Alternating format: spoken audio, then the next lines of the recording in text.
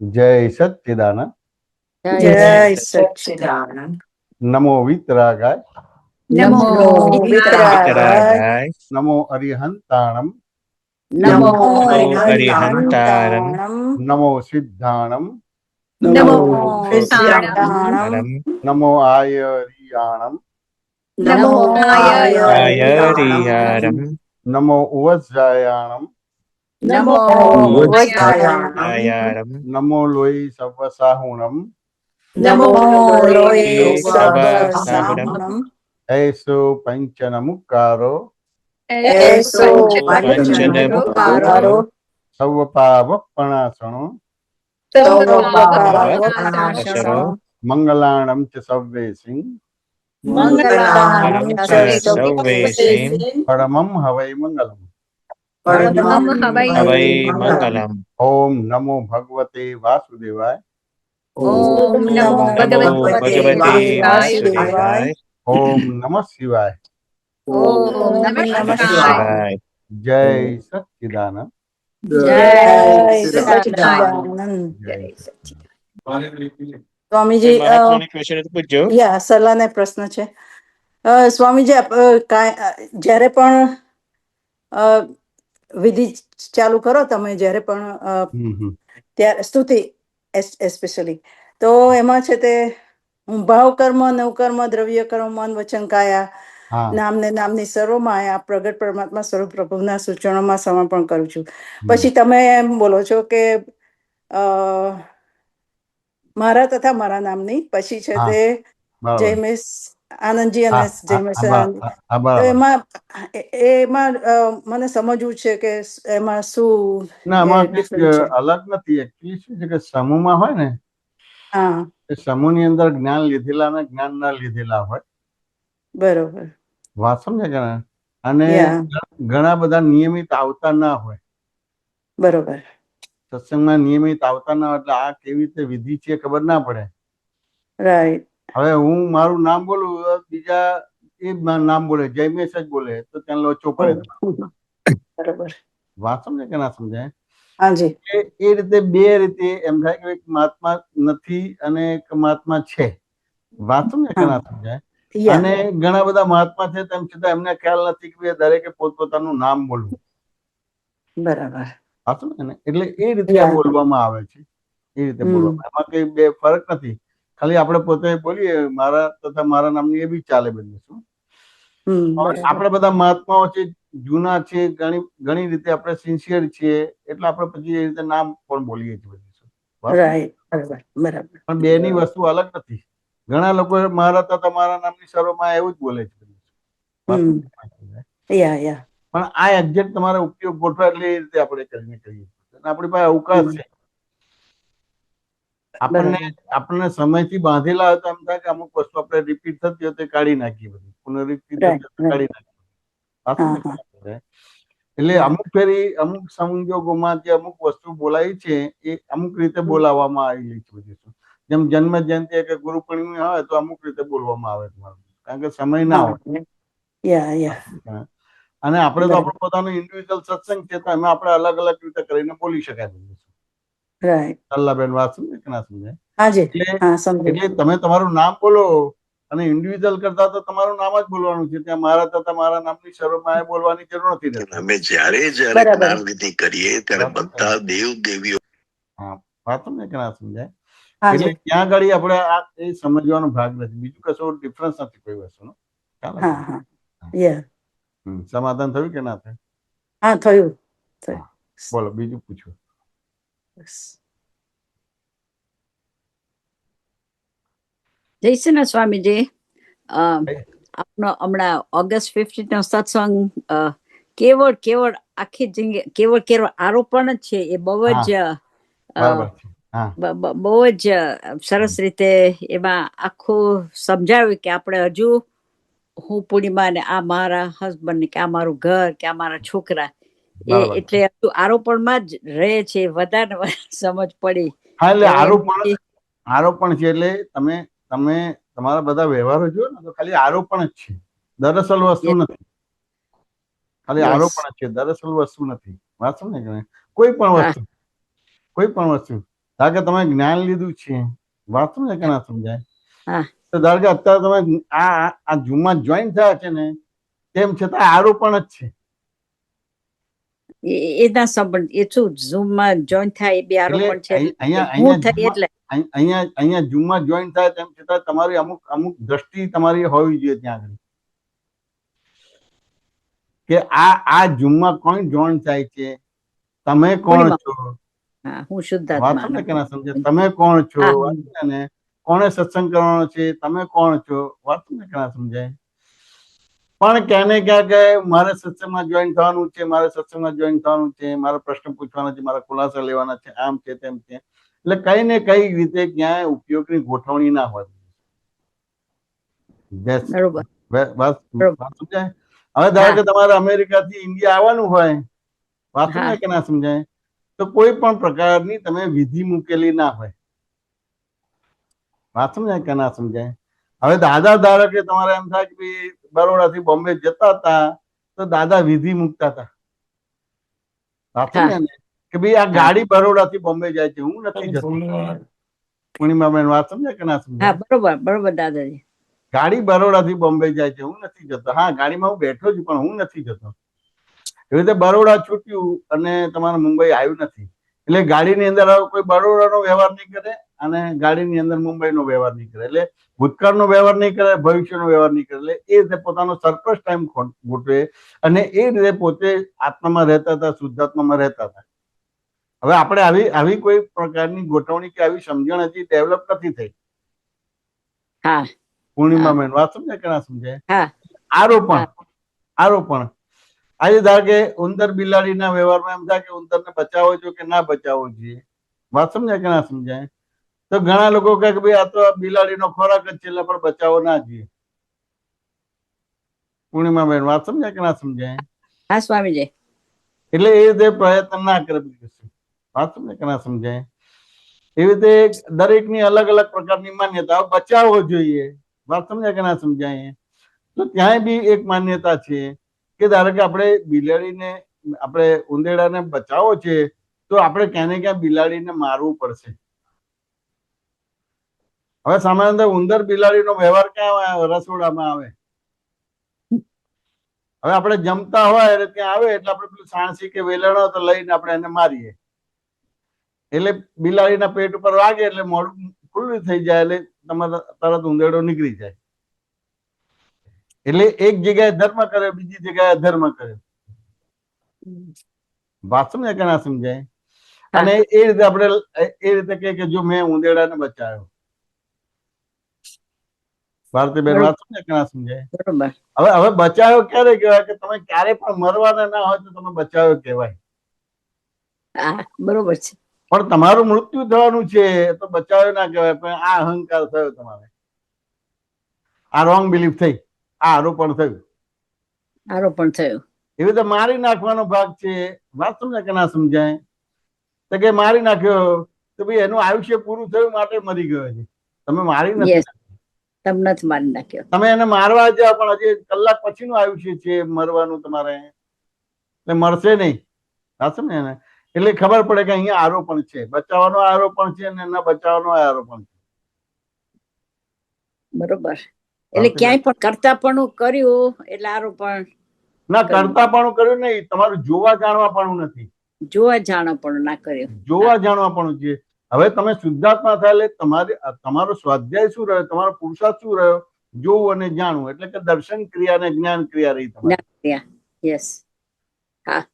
કરતાપણું છે એના અર્થ નથી, તમારે જોવા જાણવાપણું નથી. તમારી દર્શન શુદ્ધિ નથી, જ્ઞાન શુદ્ધિ નથી. અહીં કરતાપણું નહીં, તમારી સામે જે સંયોગ આવે છે એમાં તમારી જે એઝ ઇટ ઇઝ દેખાવું જોઈએ, એઝ ઇટ ઇઝ સમજાવવું જોઈએ, એટલે દર્શન સુધી, જ્ઞાન સુધી નથી. એના આધારે તમે બચાવનારા બનો છો, મારનારા બનો છો. એટલે એ આરોપણ થયું, એટલે એ રીતે એ તમારી રોંગ બિલીફ પૂરી નહીં. હવે રોંગ બિલીફ ઉડે તો તમે યથાર્થ આલોચના પ્રતિકોણ પ્રત્યાખ્યાન કરી શકો, સામાયિક કરી શકો, સ્વાધ્યાય કરી શકો, પુરુષાર્થ કરી શકો. કારણ કે તમારા શ્વાસ અને ઉચ્છ્વાસની અંદર બધી અલગ અલગ પ્રકારની રોંગ બિલીફો છે. યસ. અણુ, પરમાણુ, શ્વાસ, ઉચ્છ્વાસ, અસ્થિ, મજ્જા અને બ્લડમાં બધી અલગ અલગ પ્રકારની રોંગ બિલીફો છે. એ રોંગ બિલીફો તમને દાદાના સત્સંગમાં રહેવા નહીં દે. બરોબર. એ રોંગ બિલીફ તમને યથાર્થ સ્વાધ્યાય સત્સંગ કરવા નહીં દે. યસ. એ રોંગ બિલીફ તમને તમારી યથાર્થ ભૂલો કે તમારી બ્લન્ડર્સ જોવા નહીં દે. નહીં દે. બરોબર ને? હવે તમારી ભૂલો કે બ્લન્ડર્સ જોવા નહીં દે તો યથાર્થ આલોચના પ્રતિકોણ પ્રત્યાખ્યાન કેવી રીતે થશે? ના થાય. હવે યથાર્થ આલોચના પ્રતિકોણ પ્રત્યાખ્યાન તો યથાર્થ સામાયિક કેવી રીતે થશે? ના થાય. પૂર્ણિમાબેન વાત સમજાય કે ના સમજાય? હા હા સ્વામીજી. એટલે તમારી સામે જે સંયોગ આવે છે એ સંયોગને તમારે એ રીતે જોવાનો છે, એ રીતે જાણવાનો છે. એટલે તમારો પુરુષાર્થ કોઈ ક્રિયા ના રહી. બરોબર. જોવા જાણવાનું. તમારી દર્શન શુદ્ધિ ને જ્ઞાન શુદ્ધિ કરવી પડે. એટલે એ સંયોગની અંદર તમારું દર્શન ચોખ્ખું કરવું પડે. જી. વાત સમજાય કે ના સમજાય? હા હા. સામાન્ય રીતે હું તમને પ્રશ્ન કરું કે બચત કરવી જોઈએ કે ના કરવી જોઈએ તો જવાબ શું આવે? આપણે કરવી જોઈએ. એટલે કરવી જોઈએ. વાત સમજાય ને? કરવી જોઈએ. વાત સમજાય કે ના સમજાય? હવે બચત કરવી જોઈએ તો આ વાક્ય બરાબર છે કે વિચારવા જેવું છે? વિચારવા જેવું છે. તો તમારા સત્સંગ સાંભળે છે એટલે ખબર છે. વાત સમજાય ને? કે આ બચત કરવી જોઈએ તો વિચારવા જેવું છે. વાત સમજાય કે ના સમજાય? કે તમે બચત કરવા ગયા તો પૂછીએ કે કેમ બચત કરવાની છે? એવા છોકરાઓ મોટા થયા, હવે ભણવામાં હોશિયાર છે, એટલે આગળ જતા તમારે બધા ખર્ચા વધારે આવશે. પછી આગળ જતા પરણાવવાના છે તો એટલે ખર્ચા આવશે બધી વસ્તુ. પછી એવા બધા 5-50 દ્રષ્ટાંતો આપો. હા સમજાય ને? પછી એ દ્રષ્ટાંત માંથી એક દાખલો લઈએ કે ભાઈ તમારા છોકરા કેટલા છે? તો કે એક છોકરો છે. છોકરી કેટલી છે? કે એક છે. છોકરા માટે છોકરી બનાવી? તો કે ના, એ તો નથી બનાવી. એમ કે બનાવો ને. બનાવો ને. તો કે ના, એ તો નથી બનાવી. તો કે જો હવે એ કુદરતી તમારા છોકરાનો જન્મ થઈ જાય છે, એની જે જોડે પરણવાની છે એનો જન્મ થઈ ગયો છે. આ સમજે કે ના સમજાય? આટલો એને ખબર પડે કે ભાઈ છોકરાનો જન્મ થયો એટલે છોકરી પરણવાની છે, એનો જન્મ થઈ જાય છે. હવે આટલો મેં તમને દાખલો આપ્યો એટલે બચત કરવી જોઈએ એવો જવાબ આવી ગયો કે ના આવી ગયો? કે ના આવી ગયો? ના કરવી જોઈએ આવી ગયો કે ના આવી ગયો? બચત ના કરવી જોઈએ. બચત ના કરવી જોઈએ એવો જવાબ નથી આપ્યો. અને બચત કરવી જોઈએ એવો જવાબ નથી આપ્યો. હા સ્વામીજી. તમને આરોપણ માંથી મુક્ત કર્યું. જે તમને તમારા ઉપર ભય, શંકા ને આકુરતા વ્યાકુરતા છે, તમને તમારા ઉપર વિશ્વાસ નથી, એ વિશ્વાસ બેસાડ્યો એટલે તમારું દર્શન ચોખ્ખું કર્યું. જોવા જાણવા કરવાનું. હા, જોવા જાણવાનું ચાલુ કર્યું. એટલે કે ભાઈ આ છોકરા માટે છોકરીનો જન્મ થઈ ગયો છે અને છોકરી માટે છોકરાનો જન્મ થઈ ગયો છે, તો આ કેમ નહીં આવે બધી વસ્તુ? બરોબર. વાત સમજાય કે ના સમજાય? એટલે તમારું યથાર્થ જોવા જાણવા પણ થયું. હવે જોવા જાણવા પણ થયું એટલે તમારું ઉપયોગમય જીવન થશે કે નહીં થાય? થશે. હવે ઉપયોગમય જીવન થશે એટલે તમારું કરકસરયુક્ત જીવન જીવાશે કે નહીં જીવાય? જીવાશે. એટલે જયારે જે જરૂર પૈસાની પડશે બધા પૈસા મળી આવશે કે નહીં મળી આવે? મળી આવશે. વાત સમજ્યા ને? એ રીતે તમારી પુણ્ય ઈચ્છે એટલે પુણ્યના હિસાબે પણ તમને મળી આવશે. હા. અને પુણ્ય એટલે બીજા શબ્દમાં પ્રારબ્ધ કહેવાય. તમારે પ્રારબ્ધ. અને આ તમારું જોવા જાણવા પણ થયું એટલે તમારું ઉપયોગપૂર્વક જીવન થયું એટલે પુરુષાર્થ થયો. જી, પુરુષાર્થ થયો. એટલે તમારી પુણ્ય ને પુરુષાર્થ બે ભાગ ભજવશે તો પછી તમારું નવું કર્મ બંધ પડશે ખરું? ના. આ સમજે કે ના સમજાય? એટલે ક્યાં કુદરત ઉપર વિશ્વાસ થયો ખરો? ના, વિશ્વાસ જ 100%. વિશ્વાસ એટલે તમે કુદરતી થયા કે અકુદરતી થયા? કુદરતી થયા. હવે કુદરતી થયા તમે, વાત સમજાય કે ના સમજાય? તો હવે મનુષ્ય રાશિને આપણે નિરાશ્રિત કહેવામાં આવે છે. યસ. એટલે અકુદરતી છે માટે મનુષ્ય રાશિને જ અકુદરતી કહેવામાં આવે છે. બીજી બધી જ રાશિને કુદરતી કહેવામાં આવે છે. બરોબર. હવે જેવા કુદરતી થયા એટલે કુદરત તમને બધી હેલ્પ કરશે. હા, ઓટોમેટિકલી એ જ હેલ્પ કરશે. જે જરૂર પડે બધી વસ્તુ કુદરત તમને મોકલશે. યસ. એટલે તમે કુદરતી થયા એટલે 33 કોટી દેવી દેવતાઓ તમને સહાયક થશે. હા, બધા હેલ્પમાં આવશે આપણી પાસે. બધા હેલ્પમાં આવશે. હવે આ 33 કોટી દેવી દેવતાઓ તમને હેરાન કરવા માટે નથી, ના. એક પ્રકારના અધિકારી છે. હા, અલગ અલગ એને હોદ્દો મળ્યો છે, અલગ અલગ એને પદ મળ્યું છે. હા દાદાજી. વાતો ને એને, એટલે એને અલગ અલગ કામ કરવાનું છે. ધારો કે હેલ્થ વિભાગ છે તો હેલ્થ વિભાગના અધિકારીઓ જુદા, યસ. પાણી વિભાગનું છે તો પાણી વિભાગના અધિકારીઓ જુદા. હવે તો આ બધા દેવ અધિકારીઓ છે, એટલે એ તમને હેલ્પ કરનારા છે, યસ. એ નુકસાન કરનારા નથી. હા. પૂર્ણિમાબેન વાત સમજાય કે ના સમજાય? હા હા હા હા સ્વામીજી. એટલે કોઈ પણ જીવની અંદર નુકસાન કરવાનો ગુણધર્મ નથી. નથી. તો કોઈ જીવની અંદર મદદ કરવાનો પણ ગુણધર્મ નથી. યસ, બધું હેપનિંગ છે. પણ આ મને નુકસાન કરે છે, આ મને મદદ કરે છે, એ દરઅસલ થયું કે આરોપણ થયું. આરોપણ થયું. આરોપણ થયું. હવે આપણે આ જ્ઞાન લીધા પછી પણ હજી આ જ બિલીફો છે, અને આ જ બિલીફો હજી સક્રિય છે. જી. પૂર્ણિમાબેન વાત સમજાય કે ના સમજાય? હા હજી આ હા જ બિલીફો કામ કરે છે, બધી આ જ બિલીફો કામ કરે છે. યસ. વાતું ને. હા. એટલે એ દાદાએ તમને જ્ઞાન આપ્યું, એમાં અભયદાન આપ્યું. અભયદાન આપ્યો. હા. તેમ છતાંય સંયોગ આવે છે ત્યારે ભય, શંકા, આકુરતા, વ્યાકુળતા ઉદય આવે છે, ઉદયમાં આવે છે. હા. પૂર્ણિમાબેન વાત સમજાય કે ના સમજાય? હા હા સ્વામીજી. હવે એ આવે છે તો દાદાએ અભયદાન આપ્યું છે, ખોટું નથી. હા. વાત સમજાય ને? પણ તમારું પૂર્વનું કર્મ તમને અહીંયા મૂંઝવે છે. એટલે પૂર્વના કર્મનો ઉદય આવે છે ત્યારે ભય, શંકા ને આકુરતા, વ્યાકુળતા ઉપર થશે. કેમનું થશે, કેમનું થશે, કેમનું થશે, કેમનું થશે? હા. પૂર્ણિમાબેન વાત સમજાય કે ના સમજાય? એટલે સ્વામીજી ત્યારે મારે આપણે દર વખતે શીખવાડું છું કે વ્યવહાર દ્રષ્ટિ પૂર્ણિમા નિશ્ચયમાં જગત ની વ્યવસ્થિત કરતા આખું જગત નિર્દોષ એ આપણા ના, એવી રીતે નહીં. પ્રત્યેક સંયોગોમાં અલગ અલગ પ્રકારની રોંગ બિલીફો હોય છે, અને એ રોંગ બિલીફ થી જ આપણે વર્ક કરીએ છીએ. હા. રોંગ બિલીફ થી જ વર્ક કરીએ છીએ. વાત સમજાય કે ના સમજાય? હા. કે તમે ડોક્ટર છો, હા. તો 99% તમારી ડોક્ટરની બિલીફ થી તમે વર્ક કરશો.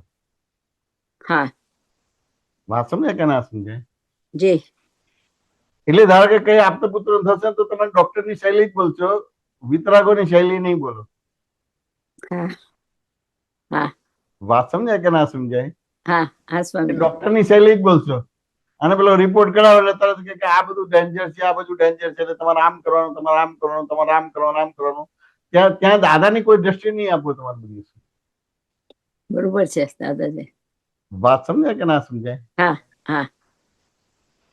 વ્યવસ્થિત તમારે તોડફોડ કરે છે તો વ્યવસ્થિત સપ્લાય નહીં કરે? કરશે ને.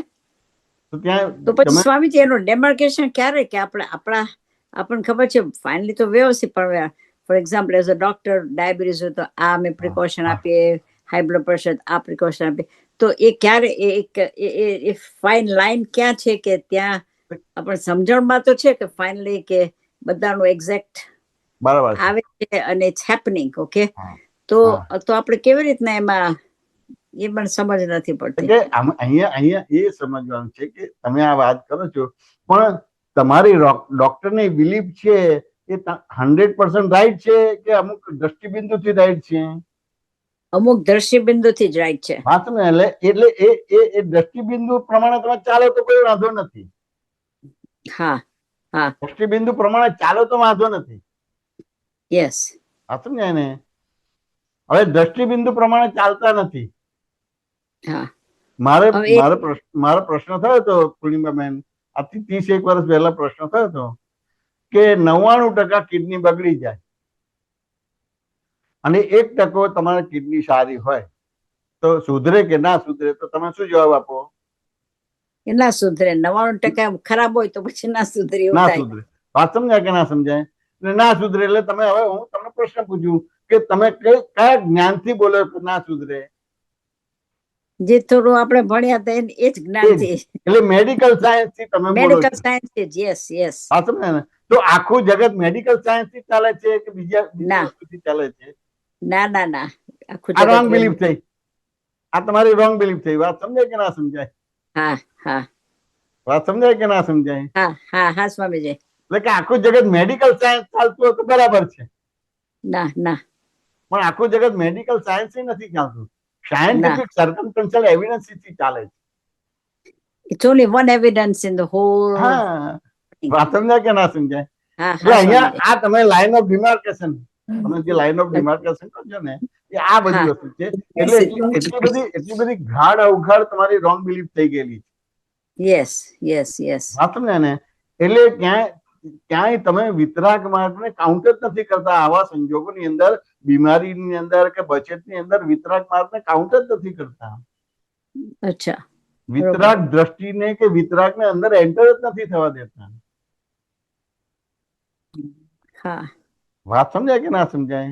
એટલે વસ્તુસ્થિતિ સમજવી પડે કે ના સમજવી પડે? સમજવી પડે.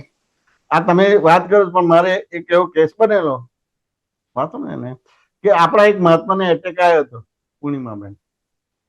હવે એટેક એટલે તો રિસ્ક જ કહેવાય કે બીજું કહેવાય?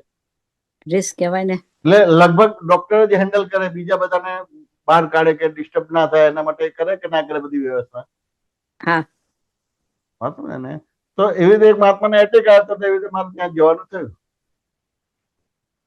તે ડોક્ટર એ રીતે પ્રયત્ન કરતો તો 2-3 વાર પ્રયત્ન કરે, પમ્પિંગ કર્યું, બીજું કર્યું ને એના આધારે વર્ક કર્યું, પછી પાછું બંધ થઈ જાય હાર્ટ. તે ડોક્ટર પેલા કહે કે ભાઈ આ તમે જે હોસ્પિટલમાં આવ્યા છે આ લિમિટેડ બધા સાધનો છે અહીંયા, એટલે તમે સ્ટર્લિંગમાં લઈ જઈ શકો, સાલમાં લઈ જઈ શકો, રાજસ્થાન હોસ્પિટલમાં લઈ જઈ શકો. વાત તમને કેના સમજાય? અને એ દરમિયાન મારે એન્ટર થવાનું તો આ બધી વાતો થતી હતી એ દરમિયાન. વાત સમજે ને? એટલે પહેલા મેં ધીમે ધીમે તમને વાંધો ના આવે તો હું આ વિધિ પ્રાર્થના કરું દાદા ભગવાનની. હા શ્યોર કરી શકો, અમે પ્રયત્ન કર્યો, તમે પ્રયત્ન કરો. હવે ડોક્ટર જેન્યુઅન હતો તો એને ડિસ્ટર્બ ના થયું ત્યાં કે હા તમે વિધિ પ્રાર્થના કરો. વાત સમજે કે ના સમજાય? એટલે વિધિ પ્રાર્થના મેં કરી. વાત સમજે કે ના સમજાય? હવે મહાત્મા નિયમિત સત્સંગમાં આવતા હતા 25 વર્ષથી. હવે અત્યારે એનો હાથ બંધ થયેલું છે. વાત સમજે કે ના સમજાય? પણ મેં વિધિ પ્રાર્થના મોટેથી જ કરી. જી. અને એના જે પેલો ચાલનાનો ભાગ છે ત્યાં અંગૂઠો અડાડી અને ત્રિમંત્ર બોલ્યો મોટેથી. હા. એટલે એની આંખ બંધ હતી તો તમારા આંખ તમારે એમ થાય કે ભાઈ એમ બંધ કરવા માંડી તમારું. વાત ક્યાં સમજે? અને પછી ડોળા સ્થિર થયા તમારું, એટલે ખ્યાલ આવે કે ભાનમાં આવ્યા. સાચું ને? એટલે પછી મેં એમને બોલવાનું કીધું. હું બોલાવું એ તમે બોલજો. એટલે પછી એ બોલ્યા. પછી મેં હવે હું બોલું એ તમે સાંભળજો, તમે એ ના કરતા બધું. વાત સમજે કે ના સમજાય? એટલે આટલું કર્યું પછી બહાર નીકળ્યું. બહાર બધા સગાવાલા ઘેરી લીધું મને કે આપણે પૈસાની ચિંતા કરવાની જરૂર નથી રહેતી. આપણે સ્ટર્લિંગમાં કે સાલમાં કે રાજસ્થાનમાં જ્યાં આપણે લઈ જવા ત્યાં લઈ જઈએ. મેં કહું હવે તમે આ વાત કરો પણ મને અમુક પ્રશ્ન છે એના ખુલાસો આપો, પછી આપણે જ્યાં લઈ જવા ત્યાં આપણે લઈ જઈએ. મેં કહું તમે છો, હું છું, ને અત્યારે જેને આપણે હોસ્પિટલ લાવ્યા છીએ એ બધા મૃત્યુલોકી જીવ છે કે અમરલોકી જીવ છે? મૃત્યુલોકી. પેલા છોકરા સ્પષ્ટ જવાબ આપ્યો કે મૃત્યુલોકી. મેં કહું મૃત્યુલોકી જીવ હોય એને બચાવવા માટે કેટલો પ્રયત્ન કરવો જોઈએ? એને સ્પષ્ટ જવાબ આપ્યો કે બિલકુલ ના કરવો જોઈએ. પૂર્ણિમાબેન વાત સમજે ને? પાછો તરત જ એ જવાબની સાથે બોલે તો શું મારા મધરને મરવા દો? મેં કહું મેં જે તને પ્રશ્ન કર્યો છે એ પ્રશ્નની અંદર એવો મિનિંગ નથી થતો કે તારા મધરને મરવા દો. મને કે એવો જ મિનિંગ થાય છે. મેં કહ્યું તે મને ફોન કર્યો કે પહેલા તું તારા મધરને હોસ્પિટલ લેતો આવ્યો? કે હોસ્પિટલ લેતો આવ્યો. મેં કહ્યું કેમ લેતો આવ્યો? કે મારા મધર છે, હું એમનો દીકરો છું, એટલે એ ક્રિયા બાય ડિફોલ્ટ થઈ જશે. જી. પૂર્ણિમાબેન વાત સમજાય કે ના સમજાય? આ સમજે સ્વામીજી. હવે એ ક્રિયા થઈ જાય એનું કર્તા બને છે એટલે આરોપણ થયું. ઓ એના ક્રિયાનો કર્તા બન્યું એટલે આરોપણ થયું. હા. એના મધર છે ને એનો દીકરો છે એટલે એ બાય ડિફોલ્ટ હોસ્પિટલ લાવશે જ. યસ. પણ આ પ્રશ્નોત્તરીની અંદર ખબર પડી કે આ બધા પ્રોબ્લેમ શેના આધારે છે? શેના આધારે છે કહો પૂર્ણિમાબેન? પ્રોબ્લેમ શેના આધારે છે? કારણ કે મારા મધર છે, હું તો કે દીકરો ના છું. ના એના આધાર નથી, આ બધા પ્રોબ્લેમ છે ને આધારે છે. કહો રૂટ કોઝ, એનું ભૂલ બ્લન્ડર શું છે? રૂટ કોઝ તો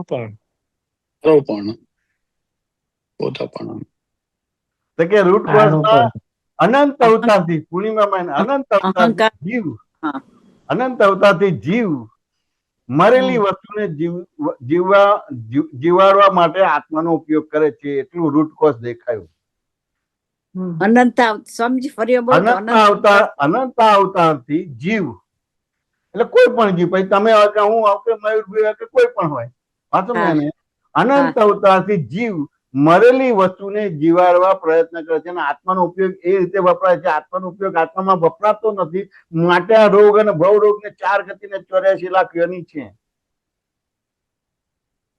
હા, વાત સમજાય કે ના સમજાય? આ બ્લન્ડર દેખાય, વાંચો ને એને. બરોબર. પ્રશ્નોત્તરી થઈ, આ પ્રશ્નોત્તરી થઈ એટલે હવે તમને ખ્યાલ આવી ગયો કે ના આવી ગયો કે ભાઈ અનંત અવતારથી આ મરેલી વસ્તુને જીવાડવા માટે આત્માનો ઉપયોગ થાય છે. આત્માનો ઉપયોગ આત્મામાં થતો જ નથી. હા, એટલે કે છે કે આપણે કહેવત છે કે મિયાભાઈ પડે ને તો તંગડી ઊંચી રાખે. એટલે મિયાભાઈ એટલે મુસલમાન નહીં, મી અને આઈ ઇઝ ઇક્વલ ટુ અહંકાર.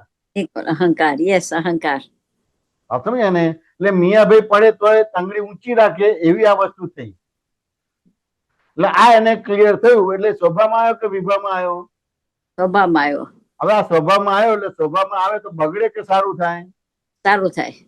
સારું થાય. આ વિધિ થઈ ગયા. હું ત્રિમંત્ર ના પડું તો આ વિધિ થઈ ગઈ. હા દાદાજી, બરોબર. વાત સમજાય કે ના સમજાય? હવે તેમ છતાં હવે આ સેટિસ્ફેક્શન નહીં થાય કોઈને, કારણ કે આવું જ્ઞાનનું સેટિસ્ફેક્શન કોઈને જોતું જ નથી. તમે ખોટી મજૂરી કરો તો એમ લાગે કે આ જેમી જે બહુ જ પ્રયત્ન કરે એટલે આ જીવી ગયા. પાછું ને એટલે પછી એને અંદર રૂમમાં લઈ ગયો પાછો, કારણ કે બહાર હતો, આઈસીયુમાં બધાને રાખે ને એટલે બહાર હતો. યસ. ફરતી પાછી વિધિ કરી. પાછું ને એને હવે ફરતી વિધિ કરી, એમાં એના મધરનું નામ મારાથી ખોટું બોલાઈ ગયું. એના મધરનું નામ કંચનબેન હતું, હું ચંદનબેન બોલ્યો. હા. તો એના મધર એવું નથી બોલતા કે મારું નામ કંચનબેન છે, એ સુધારીને જ નામ બોલે છે. વાંચો ને એને, સરસ રીતે બધી વિધિ થઈ, તમારે કોઈ પ્રોબ્લેમ ના રહ્યો, આરામથી બોલતા થઈ ગયા.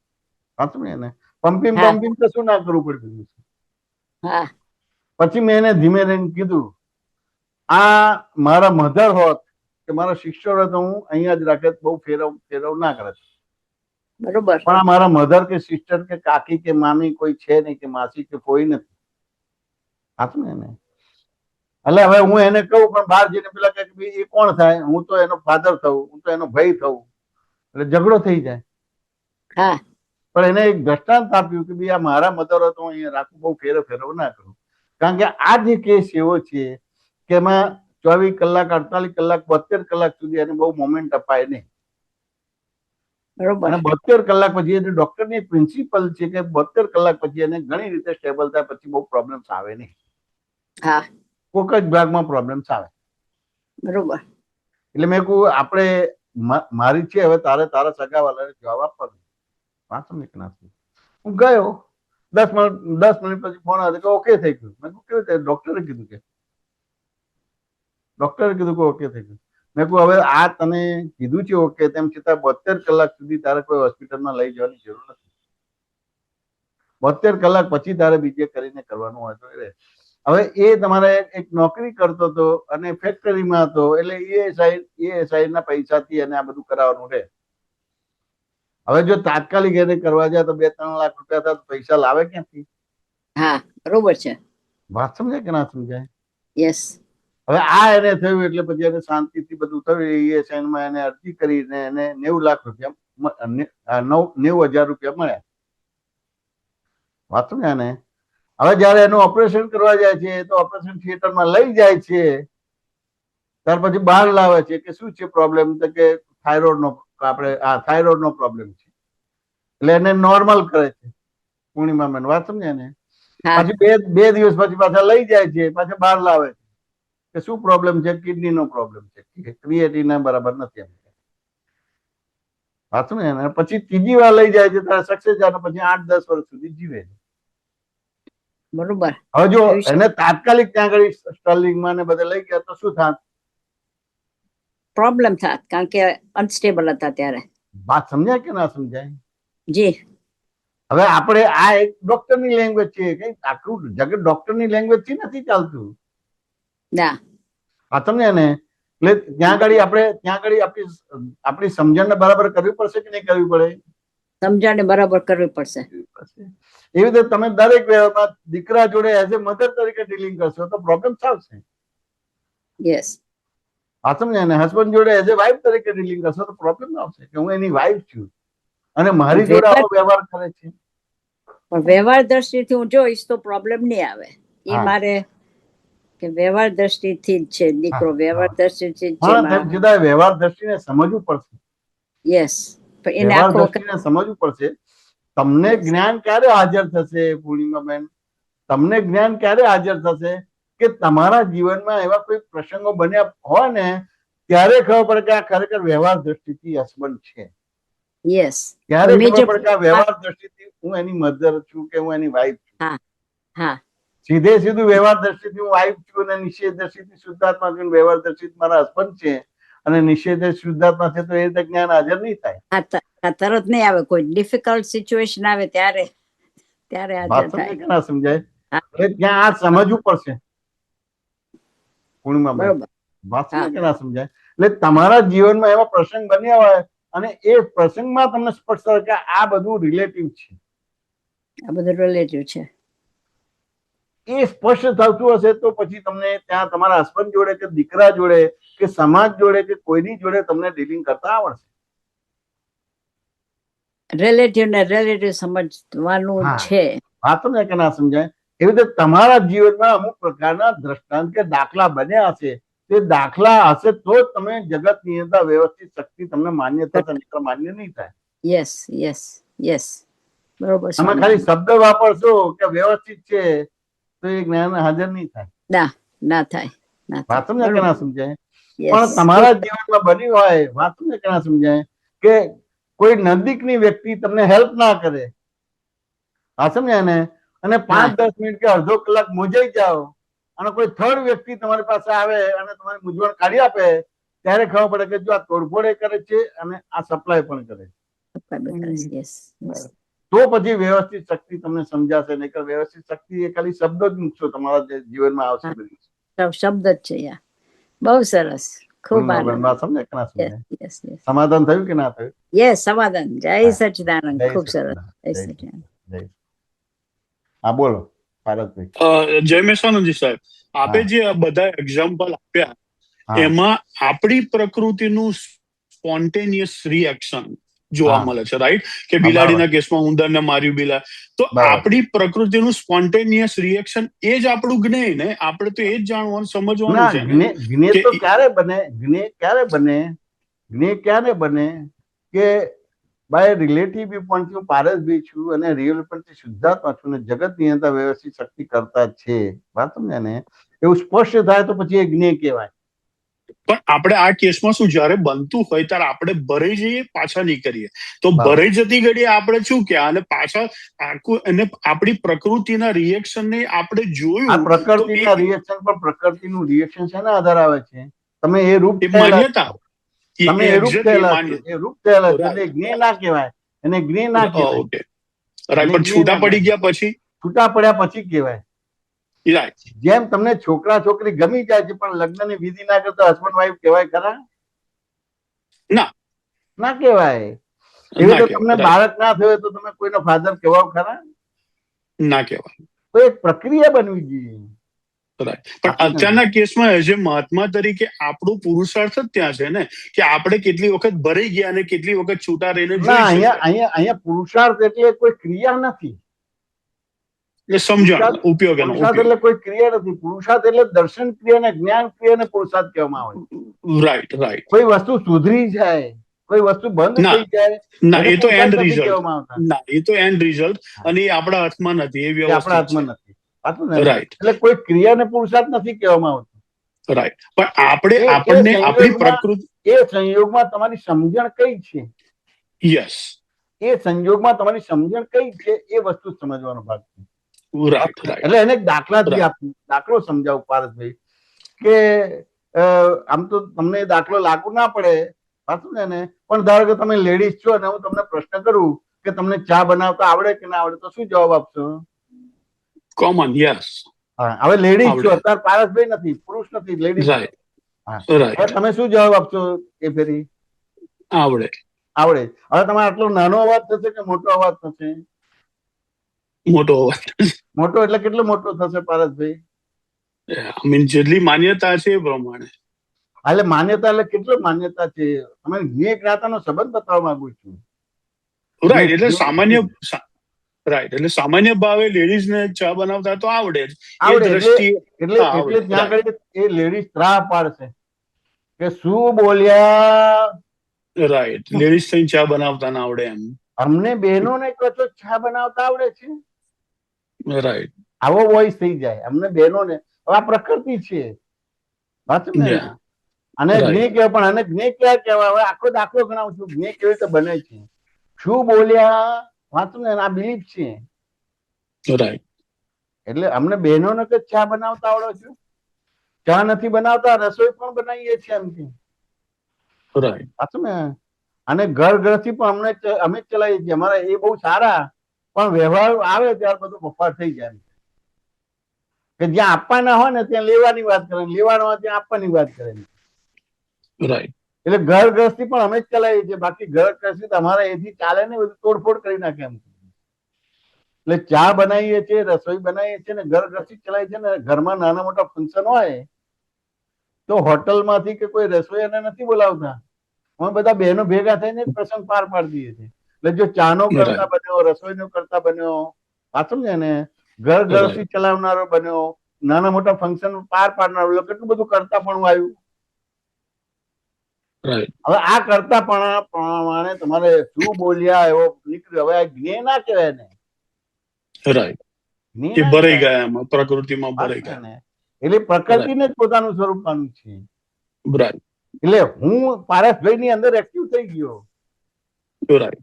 હા, હું જુદો હોય ને પારસભાઈ જુદા હોય તો વાંધો ના આવે. અહીંયા પારસભાઈ ને જુદા ને હું ને જુદા કરવાનો ભાગ. વાંચો ને કે હવે આ તમારું કરતા પણ તમારું અણુ પરમાણુ શ્વાસ ઉચ્છ્વાસ અને અસ્થિ મજ્જાને બ્લડમાં આવી ગયું. રાઈટ. હવે અણુ પરમાણુ શ્વાસ ઉચ્છ્વાસ અસ્થિ મજ્જાને બ્લડમાંથી કાઢવાનો રાય, આ ભાગ કાઢ્યા પછી એને જ્ઞેય કહેવાય. સાચું ને કે ના? એટલે હવે તમને કહીએ કે 2 કલાક સુધી તમારી જોડે વાત કરું, પછી તમે મને પાણી આપો એનાથી રાહત થાય કે ચા પીવડાવો એનાથી રાહત થાય? પારસભાઈ બંને જો આવે ત્યારે તો પાણી આપી દો, એટલે પછી ચા પીવડાવો. વાત ને રાઈટ. તો કહું અહીંયા બેઠા બેઠા ચા બનાવો તો બનાવી શકશો ખરા? ના બને, ના બને. એટલે ત્યાં જ પ્રશ્ન થાય કે હવે ચા કોણ બનાવે છે? તો પેલી નજર જાય રસોડા તરફ કે રસોડું ચા બનાવે છે. સાચું ને? હવે રસોડું બનાવે છે તો હવે ખરેખર આ રસોડું ચા બનાવે તમે કે હું ચા બનાવું છું, રસોડું ના તો ચા ના બને. રસોડું કે હું ચા બનાવું છું તો તમે ના તો ચા ના બને. એટલે તમે અને રસોડું બે ભેગા થયેલા. હવે તમે 100% કરતા થયા કે 50% કરતા થયા? 50%. 50%. હવે રસોડું છે તમે છીએ, પણ પીનાર ના તો ચા બને ખરી? ના બને. હવે તમે 100% કરતા થયા કે 33.33% કરતા થયા? 33.33. હવે પીનાર છે, રસોડું છે ને તમે છો, પણ તપેલી ના હોય તો? રાઈટ. તો હવે તમે 100% થયા કે 25% કરતા થયા? 25%. એવી રીતે આગે એમ થાય ને કે દૂધ જોઈએ, ખાંડ જોઈએ, ચા જોઈએ, મસાલો જોઈએ, ગેસ જોઈએ, લાઇટર જોઈએ, કપરા કાપી જોઈએ, સાણસી બધું જોઈએ કે ના જોઈએ? આ બધા સંજોગો ભેગા થાય ત્યારે એક ચા બને. સાચું ને? એટલે હવે તમે 100% ચા ના કરતા થયા કે 0.001% ચા ના કરતા થયા? 0.001. 0.001% ચા ના કરતા થયા. હવે આવો દાખલો ગણાય તો પછી જ્ઞેય કહેવાય. રાઈટ. અને આવો દાખલો ના ગણાય તો જ્ઞેય ના કહેવાય. એનાથી કર્મ બંધ કરે. સાચું ને? હવે આ જે છે તે દૂધે દૂધનો જ રોલ કર્યો કે બીજો કઈ રોલ કર્યો? ના, દૂધે દૂધનો રોલ કર્યો. હવે તપેલીનો જ રોલ કર્યો કે બીજો કઈ કર્યો? તપેલીનો જ રોલ. એ પાણીનો જ રોલ કર્યો કે બીજો કઈ રોલ કર્યો? પાણીનો જ. તો આ બધા જ ભેગા થયા તો કોઈ જગ્યાએ ચા નથી. રાઈટ. તેમ છતાં ચા બની ગઈ. સાચું ને? કોઈ જગ્યાએ ચા નથી પણ તેમ છતાં ચા બની ગઈ. વાત સમજાય કે ના સમજાય? તો શું Right. થયું? કોઈ કરતા બન્યો કે જસ્ટ હેપનિંગ થયું? Just happen. જસ્ટ હેપનિંગ થઈ ગયું. હવે જ્યાં આવો દાખલો ગણાય ને હેપનિંગ થાય તો પછી જ્ઞેય જ્ઞાતાનો સંબંધ ખુલ્લો થાય. આવો દાખલો Right, ગણાય તો દ્રશ્ય દ્રષ્ટાનો સંબંધ ખુલ્લો થાય. રાઈટ. હવે આવો દાખલો ગણાયો છે? એટલે મારો ક્વેશ્ચન ત્યાં જ હતો કે અત્યારે આપણે પુરુષાર્થના પ્રોસેસમાં હોઈએ ત્યારે આપણે પહેલા ભરાઈ જઈએ પછી આપણને રિયલાઇઝેશન થાય, એમ કરતા કરતા શીખીએ. આ પણ રિયલાઇઝ થાય તો કેટલા અવતાર થાય? 24 તીર્થંકરના ટાઈમમાં તમે હતા ના? એ તો ભાઈ દાદાના જ્ઞાન પછી જ, પહેલા તો કેમનું થાય? ના, 24 તીર્થંકર હતા જ એટલે દાદા જેવું જ જ્ઞાન હતું, તેમ છતાં ક્યાંય ગાંઠ્યા નથી. રાઈટ. અને અત્યારે દાદા ગયા પછી એ ગાંઠવાના નથી. વાત સમજાય કે ના સમજાય? રાઈટ. કશું રિયલાઇઝ નથી થતું, તમને ઓપ્શનો મળે છે. આના હિસાબે આવું થયું એવી બિલીફો છે ને. બિલીફો ખરી.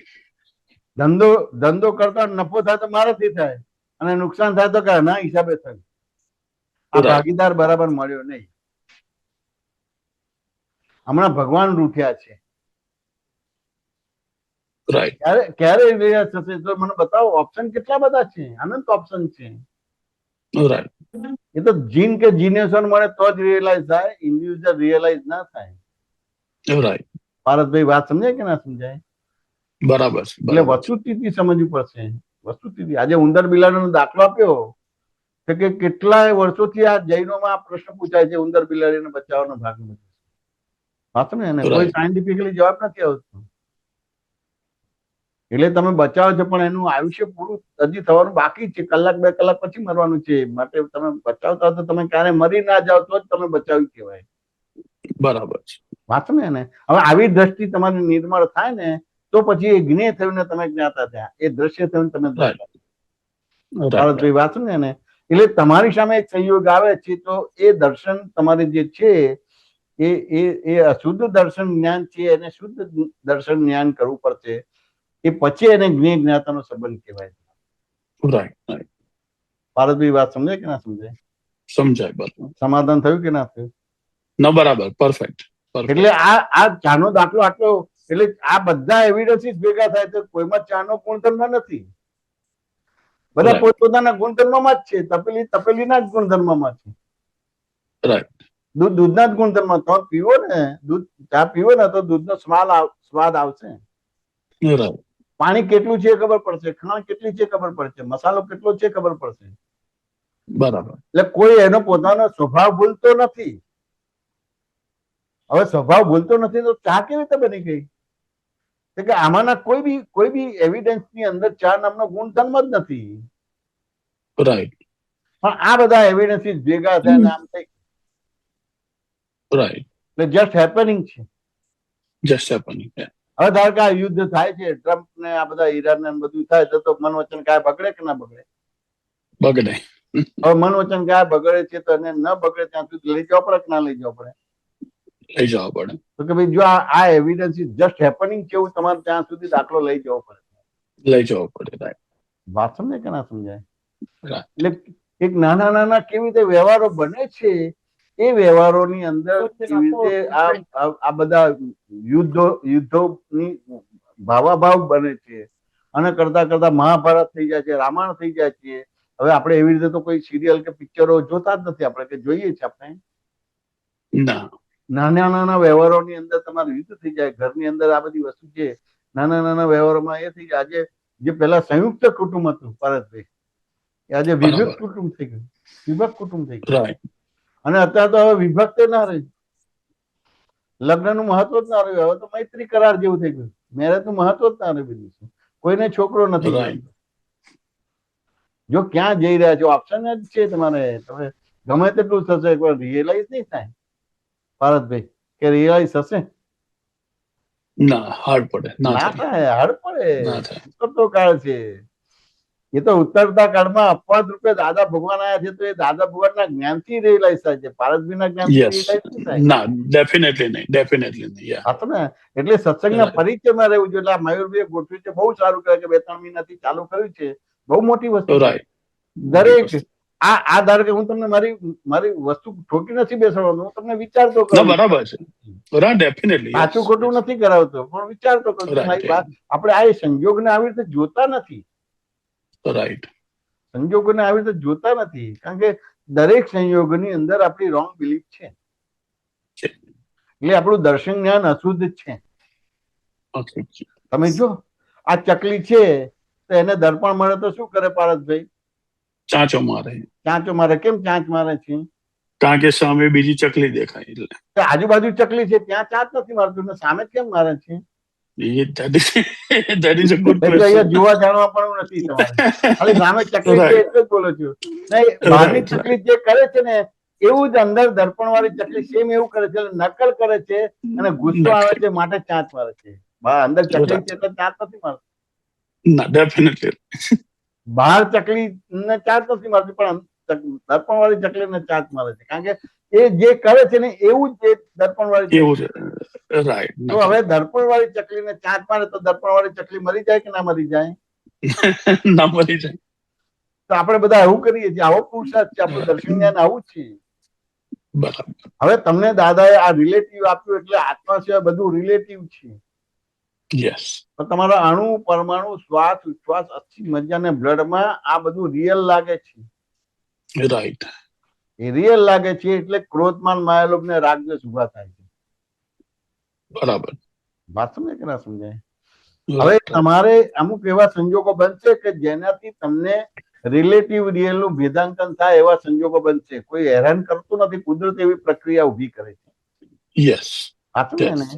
અને એવા સંજોગો બનશે કે કેટલા બધા સંજોગો ભેગા થાય ત્યારે કાર્ય બનશે, એવો સંજોગ તમારા આવશે છે. Right, definitely. આ સમજાય કે ના સમજાય? ત્યારે સમજાશે કે જગત ની અંદર વ્યવસ્થિત શક્તિ કરતા જ છે. કરતા છે. રાઈટ. એટલે એ સંજોગ તમને દુઃખ આપવા નથી આવતા, તમારી જે રોંગ બિલીફ છે એને રાઈટ કરાવવા માટે એ આવે છે. તમને દુઃખ આપવા કે હેરાન કરવા માટે સંજોગ નથી આવતા. કોઈ તમારી જોડે દગો ફટકો કે વિશ્વાસઘાત કરે છે પારસભાઈ, તો હેરાન કરવા કે દગો ફટકો કરાવવા નથી આવતા. તમારી જે દ્રષ્ટિ દ્રશ્યમાં પડી છે અને દ્રશ્યને દ્રષ્ટા કહો છો, એ ખસેડીને દ્રશ્ય ને દ્રશ્ય કહો અને દ્રષ્ટામાં પડે, એના માટે સંયોગો તમને આવે છે. વિશ્વાસ બીજો કઈ બી તમને વિચિત્ર સંયોગ આવે છે, પણ ક્યાં ને ક્યાં એ દ્રષ્ટિ ત્યાંથી ઉભી થતી નથી. કઈ ને કઈ આડું અવડું ઉભું થઈ જ જાય છે. ભારતભાઈ વાત સમજાય કે ના સમજાય? સમાધાન થયું કે ના થયું? ના, ડેફિનેટલી યસ. 1% કે પૂરેપૂરું? ના, પૂરેપૂરું. હા, એટલે સ્પોન્ટેનિયસ રિએક્શન એ બધો ભરેલો કચરો એ તો આવવાનું જ, એ તો આવવાનું. પણ તમે આવો દાખલો કરી દીધો એટલે જ્ઞેય જ્ઞાતા થઈ ગયા. દાદાએ આ દાખલો કરી દીધો, પછી દાદાનું જીવન હતું. આજે પારસભાઈ તમે જો કે દાદાને એક્સિડન્ટ થયો, ધારો કે તમને એક્સિડન્ટ થયો તો તમારી શું રિએક્શન આવે, અને દાદાને એક્સિડન્ટ થયો શું રિએક્શન? દાદા જેવું રિએક્શન આવે તમને? ના આવે, બિલકુલ ના આવે. દાદા તો જેવું એક્સિડન્ટ થયો તો રકમ વચ્ચે જ મોટો નફો છે. હવે તમારે એવું વાક્ય આવે ખરું રકમ વચ્ચે મોટો નફો? ના, ના, બધા દોષિત જ દેખાય. વાત સમજાય ને? એવી રીતે એક્સિડન્ટ થયો તો હું 4 કલાક પછી એમને મળવા ગયો, તો દાદાએ મને કીધું કે 4 કલાક પહેલા તૂટેલું એમ કે. બરાબર. પણ તરત જ બીજી ક્ષણે સંધાવાની પ્રક્રિયા ચાલુ થઈ જાય છે. થઈ જાય. વાત સમજાય? ખોટી જગ્યાએ સંધાય છે પણ સંધાવાની પ્રક્રિયા ચાલુ થઈ જાય છે. એટલે એમને આ સંયોગ આવે પણ એમને વિકલ્પ ઉભો ના થાય. રાઈટ. એટલે એ સંયોગમાં સંયોગ આકાર ના થઈ ગયા, એટલે જ્ઞેયાકાર ના થઈ ગયા. જ્ઞેયાકાર ના થઈ ગયા. એ જ્ઞાનાકાર થઈ ગયા. જ્ઞાનાકાર. આપણે જ્ઞેયાકાર થઈ ગયા છે માટે તમારે જ્ઞેય જ્ઞાતાનો સંબંધ ખુલ્લો નથી થતો.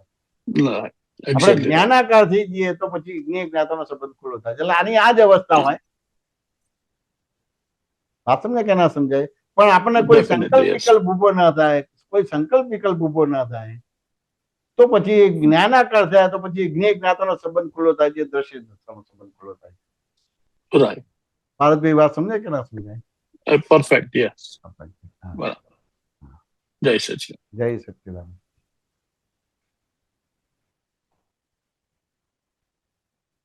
જમેશજી, તમે બોલ્યા છે કે આપણાથી વિતરાગ નથી રહેવાતું. હા, હવે આપણે પોતે પોતાની જાતે પોતાની સાથે વિતરાગ કેવી રીતે રહેવું જોઈએ?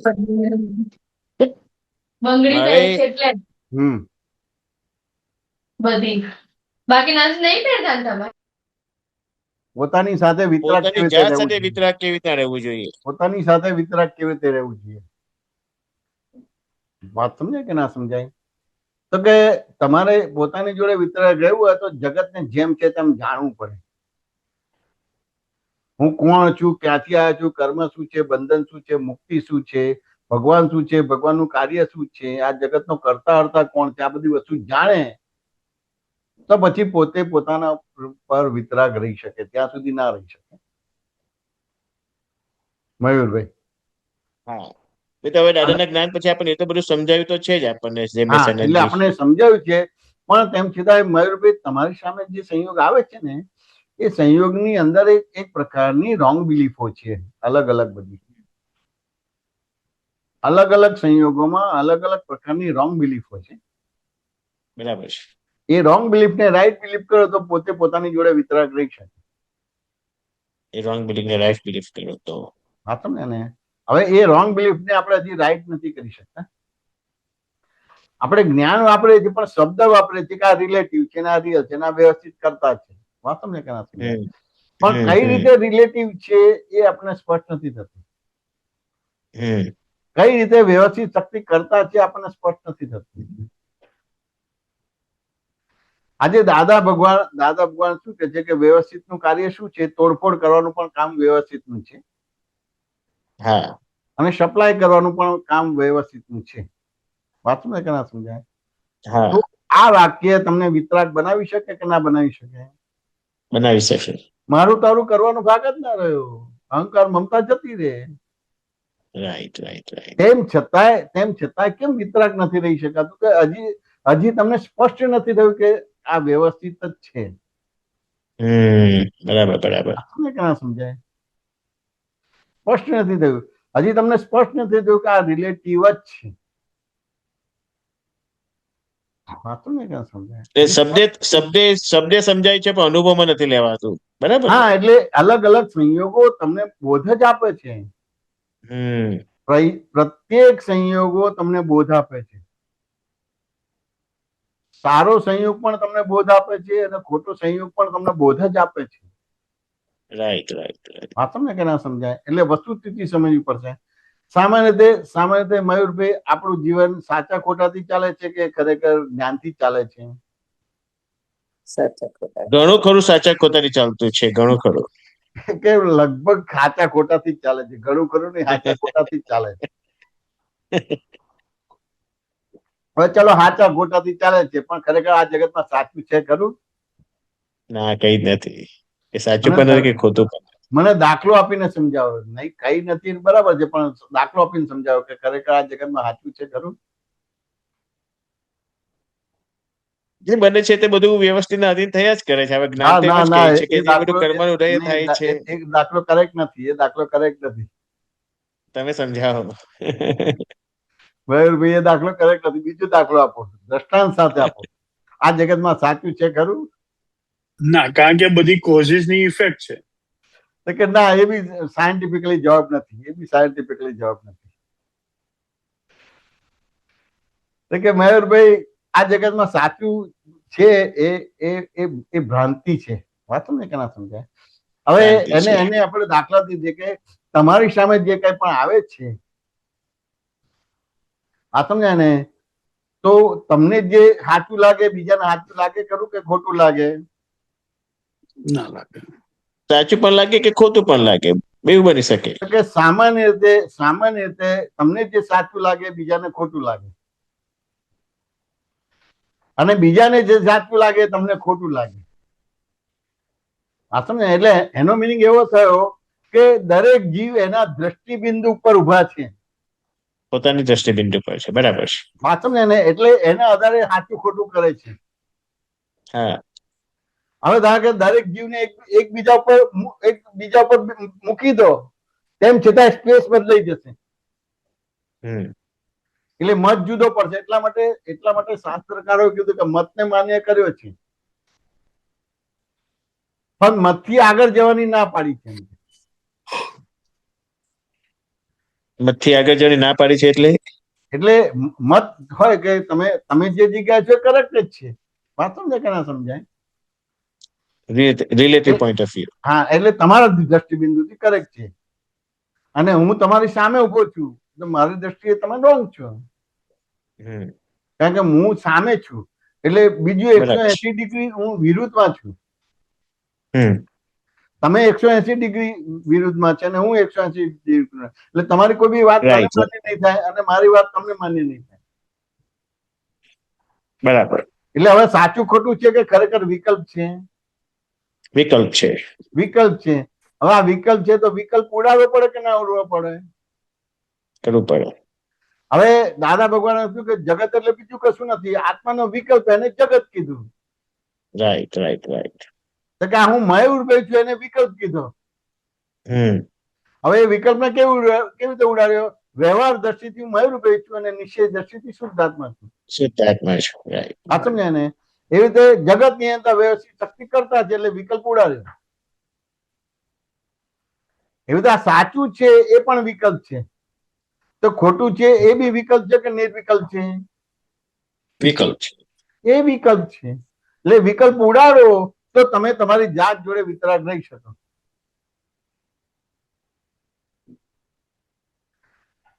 તમારા ચારિત્રમોની અંદર હજી અલગ અલગ રોંગ બિલીફો ઉદયમાં આવે છે ને એ જ વર્ક કરે છે, બીજું વર્ક નથી કરતું. સાચી વાત, સાચી વાત. વાંચો ને, એટલે તમે તમારી જોડે વિતરાગ નથી રહી શકતા. તમે જો દાદાએ પોતાને વિતરાગ બનાવવા માટે શું કર્યું ખબર છે? દાદા એવો એક દાખલો એડવર્ટાઇઝ આપી પેપરમાં કે જેને પૈસાની જરૂર હોય તો મને 1 લાફો મારે તો એને 500 રૂપિયા આપું. એવી જાહેરાત આપી, એવી જાહેરાત કરી, પણ તેમ છતાં કોઈ મને લાફો મારો આવ્યું નહીં. એવી રીતે પોતે વિતરાગ રહ્યા. મયુરભાઈ વાત સમજાય કે ના સમજાય? આવું બન્યું છે? પહેલી વાર સાંભળ્યું. હા, આવું છે, દાખલો છે તમારા પેલું જ્ઞાની પુરુષનું પુસ્તક હશે. હા, આ દાખલો છે. પછી બીજો દાખલો છે, મયુરભાઈ વાત સમજે ને, કે દાદા પાસે ઘણા બધા લોકો સલાહ સૂચન લેવા આવતા હતા, લાઈનો લાગતી હતી.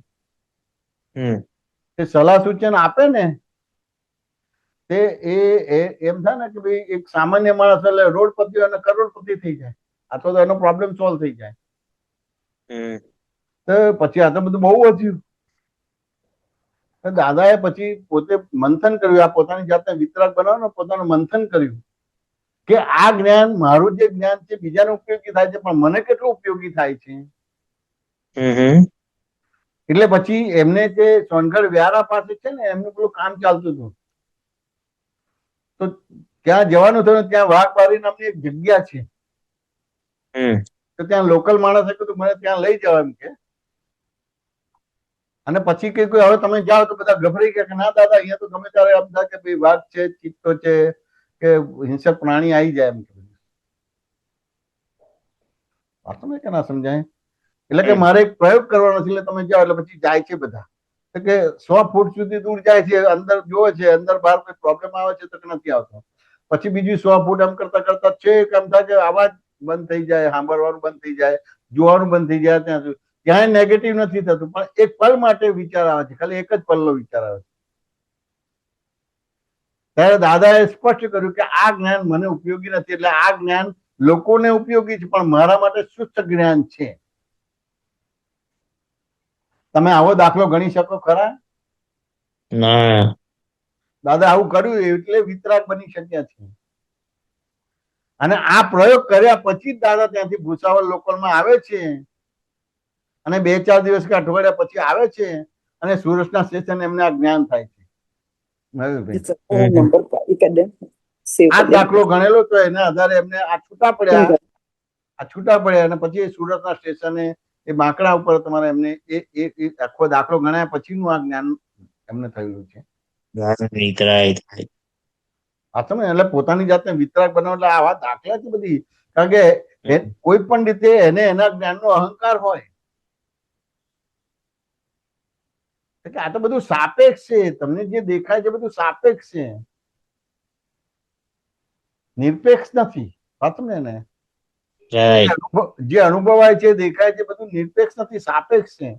હવે તમે સાપેક્ષ ને નિરપેક્ષ કીધું એટલે પોતે પોતાની જાતને વિતરાક ના રહી શકે, તટસ્થ ના રહી શકે. મયુરભાઈ વાત સમજાય કે ના સમજાય? હા હા હા, બહુ સરસ સમજાયું સર. સમાધાન થયું કે ના થયું? બહુ સરસ સમજાવ્યું, સમાધાન થયું. પૂછો બીજું.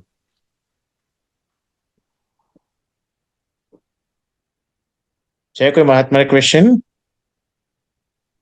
જયમેશ આનંદજી, જે આપણે તમે કીધું સાપેક્ષ નિરપેક્ષ, રાઈટ?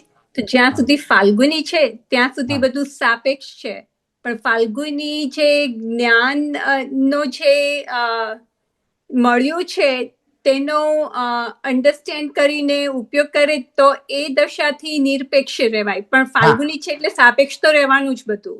હા, એટલે સાપેક્ષ રહેવાનું. એટલે સાપેક્ષ એટલે શું? વ્યવહાર દ્રષ્ટિથી. વ્યવહાર દ્રષ્ટિ એટલે ખરેખર નહીં, છે તેમ છતાં નહીં, અને નિરપેક્ષ એટલે નથી તેમ છતાં છે. એટલે ફાલ્ગુની બેન દેખાશે પણ એ નથી, અને આત્મા નહીં દેખાય પણ તેમ છતાં એ છે. પાછું ને, એટલે એક જ સમયમાં બે આજ્ઞા પાડશો તો પછી તો પ્રોબ્લેમ નહીં આવે તમારો. એટલે દાદા ભગવાન જયારે જ્ઞાન આપે છે ત્યારે કહે છે the world is puzzle itself, there are two viewpoints to solve this puzzle, one relative and another real. એટલે એક જ સમયમાં બે આજ્ઞા પડાય તો પછી ત્યાં સાપેક્ષ નિરપેક્ષ નથી રહેતું. ત્યાં જ્ઞેય જ્ઞાતાનો સંબંધ ખુલ્લો થાય છે, દ્રશ્ય દ્રષ્ટાનો સંબંધ ખુલ્લો થાય છે. ફાલ્ગુની બેન વાત સમજાય કે ના સમજાય? હવે હવે હવે આ ફાલ્ગુની બેન છે પણ તેમ છતાં સાપેક્ષ ના થઈ ગયા, એ જ્ઞેય થઈ ગયા. જ્ઞેય થઈ ગયા. વાત સમજે કે ના સમજાય? તમારે અત્યારે જ્ઞાનમાં રહેવાય કે ના રહેવાય તેમ છતાં તમે જ્ઞેય થઈ ગયા.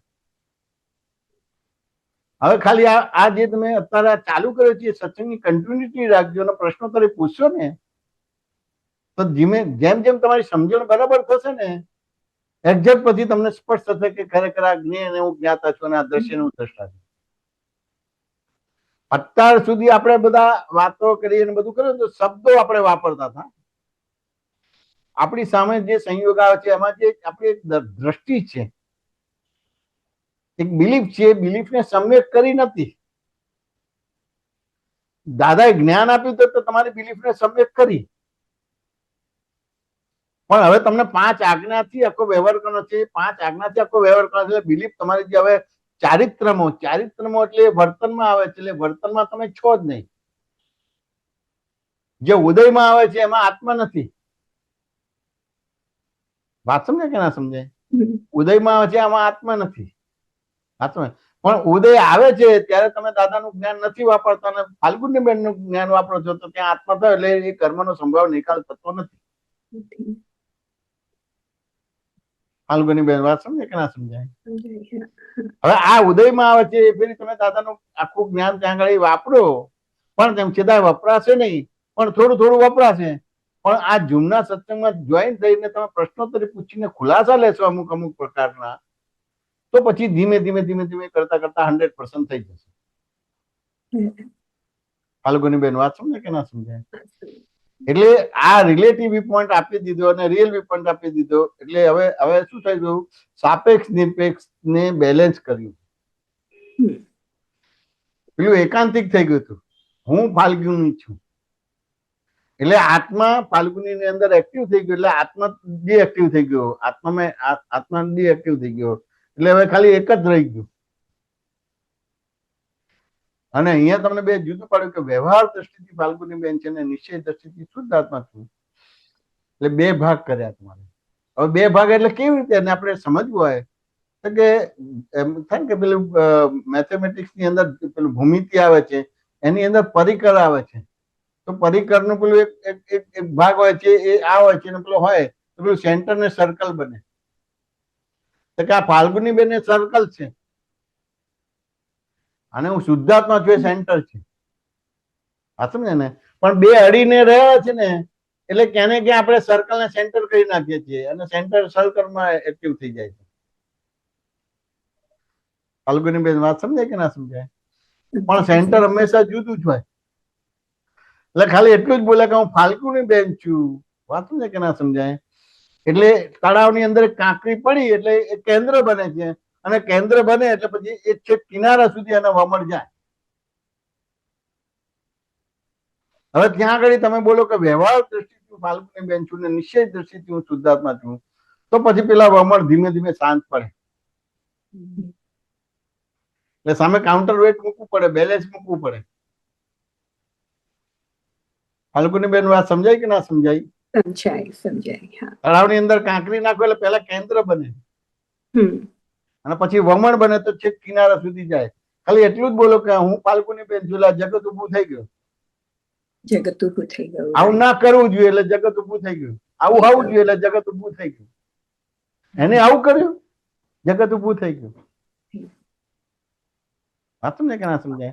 આ બધા જ વાક્યો તમને એને શાંત પડવા જોઈએ. આવા વાક્યો ના આવવા જોઈએ. એટલે એમ થાય ને કે ભાઈ તમને જીવનમાં અટકી ના જવા જોઈએ, આશ્ચર્ય ના થવું જોઈએ, પ્રશ્ન ના થવો જોઈએ. એટલે આ સત્સંગ દ્વારા તમે પ્રશ્નોત્તરી કરશો તો તમારો અટકવાનો ભાગ છે, આશ્ચર્ય વાળો ભાગ છે કે પ્રશ્નોનો ભાગ છે, એ ખુલાસો થશે તો પછી તમારે એક્ઝેક્ટ તમારે એ સાપેક્ષ નિરપેક્ષ જુદું પડી જશે. ફાલ્ગુની બેન વાત સમજાય કે ના સમજાય? સમજાય. હવે થોડી ગૂંચવણો જે છે દિવસ દરમિયાનમાં, સવારે તો આપણે પ્રાતઃવિધિ 9 કલમ એ બધું જે આપણી જે રૂટીન હોય છે તે થાય ને પછી એને બસ એવો ભાવ કરીએ કે બસ હવે દિવસ દરમિયાન અનુભવાય. બરાબર છે. એટલે અવેરનેસ રહે ને ઘણી રહે, દાદાની કૃપાથી રહે છે, પણ ઘણી ચૂકી પણ જવાય છે અને એમાં ઘણી વખત કન્ફ્યુઝન પણ થાય છે. આ વિધિ કરો છો તો એક પ્રકારનો સ્વાધ્યાય થયો. આ તમે કે ના સમજાય? એક પ્રકારનો સ્વાધ્યાય થયો. જેમ તમારે મકાન લેવાનું છે તો તમારે એક સામાન્ય માણસ છે તો તમારે મહેનત મજૂરી કરવી પડે. તે મહેનત મજૂરી કરે તો 5-25 વર્ષ પછી તમે મકાન લઈ શકો. આ સમજ ને? એવું તો એક વિધિ એક પ્રકારનો તમારો એક સ્વાધ્યાય થયો, એક કમાણી થઈ તમારી. આ સમજે કે ના સમજાય? એટલે તમારા તળાવની અંદર તમે એક એમ થાય ને કે એક સારું તમારે એમ કે એક રિલેટિવ રિયલ એક દ્રષ્ટિબિંદુનો ઉપયોગ કર્યો તમારે, એટલે ઉપયોગમાં જીવન થયું તમારું. આ સમજે ને? જેમ તમારે મકાન લેવું છે ને સામાન્ય વાળા છે તો 5-25 વર્ષ પછી તમે મકાન લઈ શકો. આ સમજે? એવી રીતે આ બધું આ તમારું અત્યારે શુદ્ધાત્માનું મકાન બની રહ્યું છે, હજી આખું કમ્પ્લીટ નથી થયું. એટલે બીજ રૂપે છે. પછી બીજમાંથી તીજ થાય, ચોથ થાય, પૂનમ થાય, એ બધી વસ્તુ એક પ્રક્રિયા બધી છે. હવે એ પ્રક્રિયા ક્યારે પૂરી થાય કે સત્સંગનો ભેડો.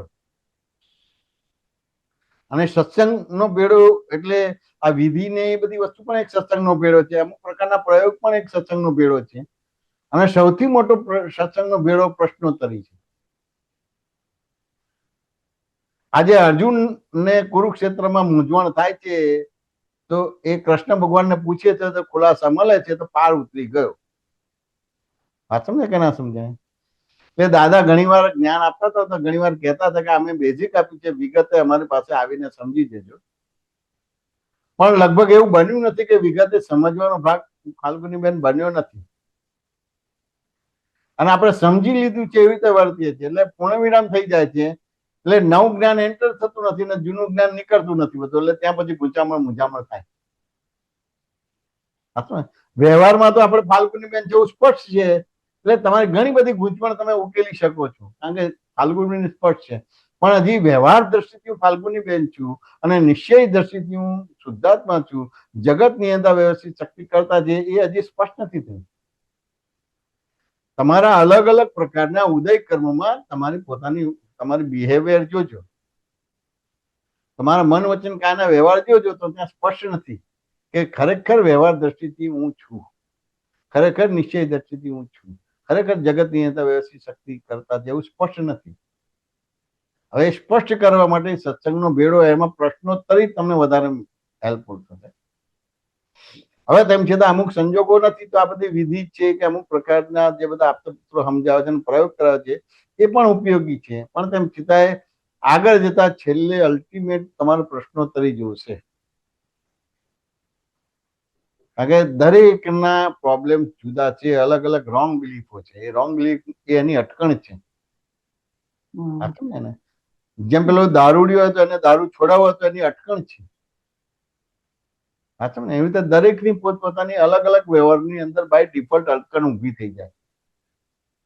ફાલ્ગુની બેન વાત સમજે કે ના સમજે? ક્યાં ને ક્યાં એ પ્રકારનું તમારું સ્ટેટસ ઊભું થઈ જાય. ચાર્ટર્ડ એકાઉન્ટન્ટ હોય તો એ ટાઈપનું સ્ટેટસ ઊભું થઈ જાય. ડોક્ટર હોય તો એ પ્રકારનું સ્ટેટસ ઊભું થઈ જાય. એટલે બાય ડિફોલ્ટ એ અહંકાર ઊભો થઈ જાય. એ અહંકાર તમને એબ્સોલ્યુટ થવા ના દે. વાત સમજાય કે ના સમજાય? એટલે એ પ્રશ્નોત્તરીથી તમારે પછી એક નિવેડો આવે ત્યાં સુધી નિવેડો ના આવે. ફાલ્ગુની બેન સમાધાન થાય કે ના થાય? થાય. અને બેકવર્ડ જાઉં છું. ને તમે શરૂઆતમાં જે થોડા એક્ઝામ્પલ આપતા હતા ને એમાં તમે બિલાડીનું ને ઉંદરનું આપ્યું, પણ હવે એ તો બિલાડીના બચ્ચા હોય ને ઉંદર હોય એટલે વેરી કન્ફ્યુઝિંગ છે એને સ્ટ્રેટન આઉટ કરવાનું. પણ હું બીજી રીતે સવાલ પૂછી જોઉં કે સપોઝ કે આપણે લાઈક પોન્ડ પાસે હોઈએ કે ગમે તેને આપણે જોતા હોઈએ કે લાઈક લિટલ બગ જેવું કે કીડી કે એવું કંઈ પાણી પર હોય તો આપણે પાંદડું લઈને એને બહાર કાઢીએ કે એવું કંઈ એવું મને મારું નોર્મલ ડેઇલી રૂટીનમાં અમારે ત્યાં સમર પતે ને વિન્ટર આવે ને ત્યારે લેડી બગ ઘણી વખત ઘરમાં આવે. બધા નાના નાના પેલું જીવડા હોય ને એ આવે તો તે ઘણી વખત સિંકની અંદર પણ હોય. તો સવારે ઉઠીને જોઈએ એટલે આપણે સવારે તો ઉઠીને તરત જ પેલું મિરરમાં જોઈએ તો બી શુદ્ધાત્મા જય સચ્ચિદાનંદ એવો થોડો ઘણો પ્રયોગ છે. અને એમાં આપણે નીચે પછી બગ જોઈએ એટલે પછી એને ટિશ્યુ પેપર લઈને સાઈડમાં મૂકીએ, એને પણ જય સચ્ચિદાનંદ કરી દઈએ અને પછી સાઈડમાં મૂકીએ એને.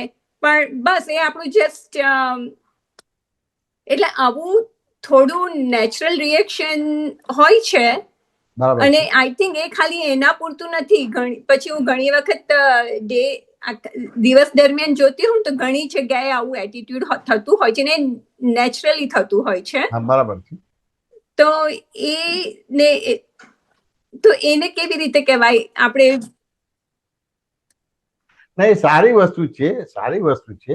અહીંયા મેં જે ઉંદર બિલાડીનો દાખલો આપ્યો ને એ આરોપણ છે, એ વસ્તુ ક્લિયર કરવા માટે છે.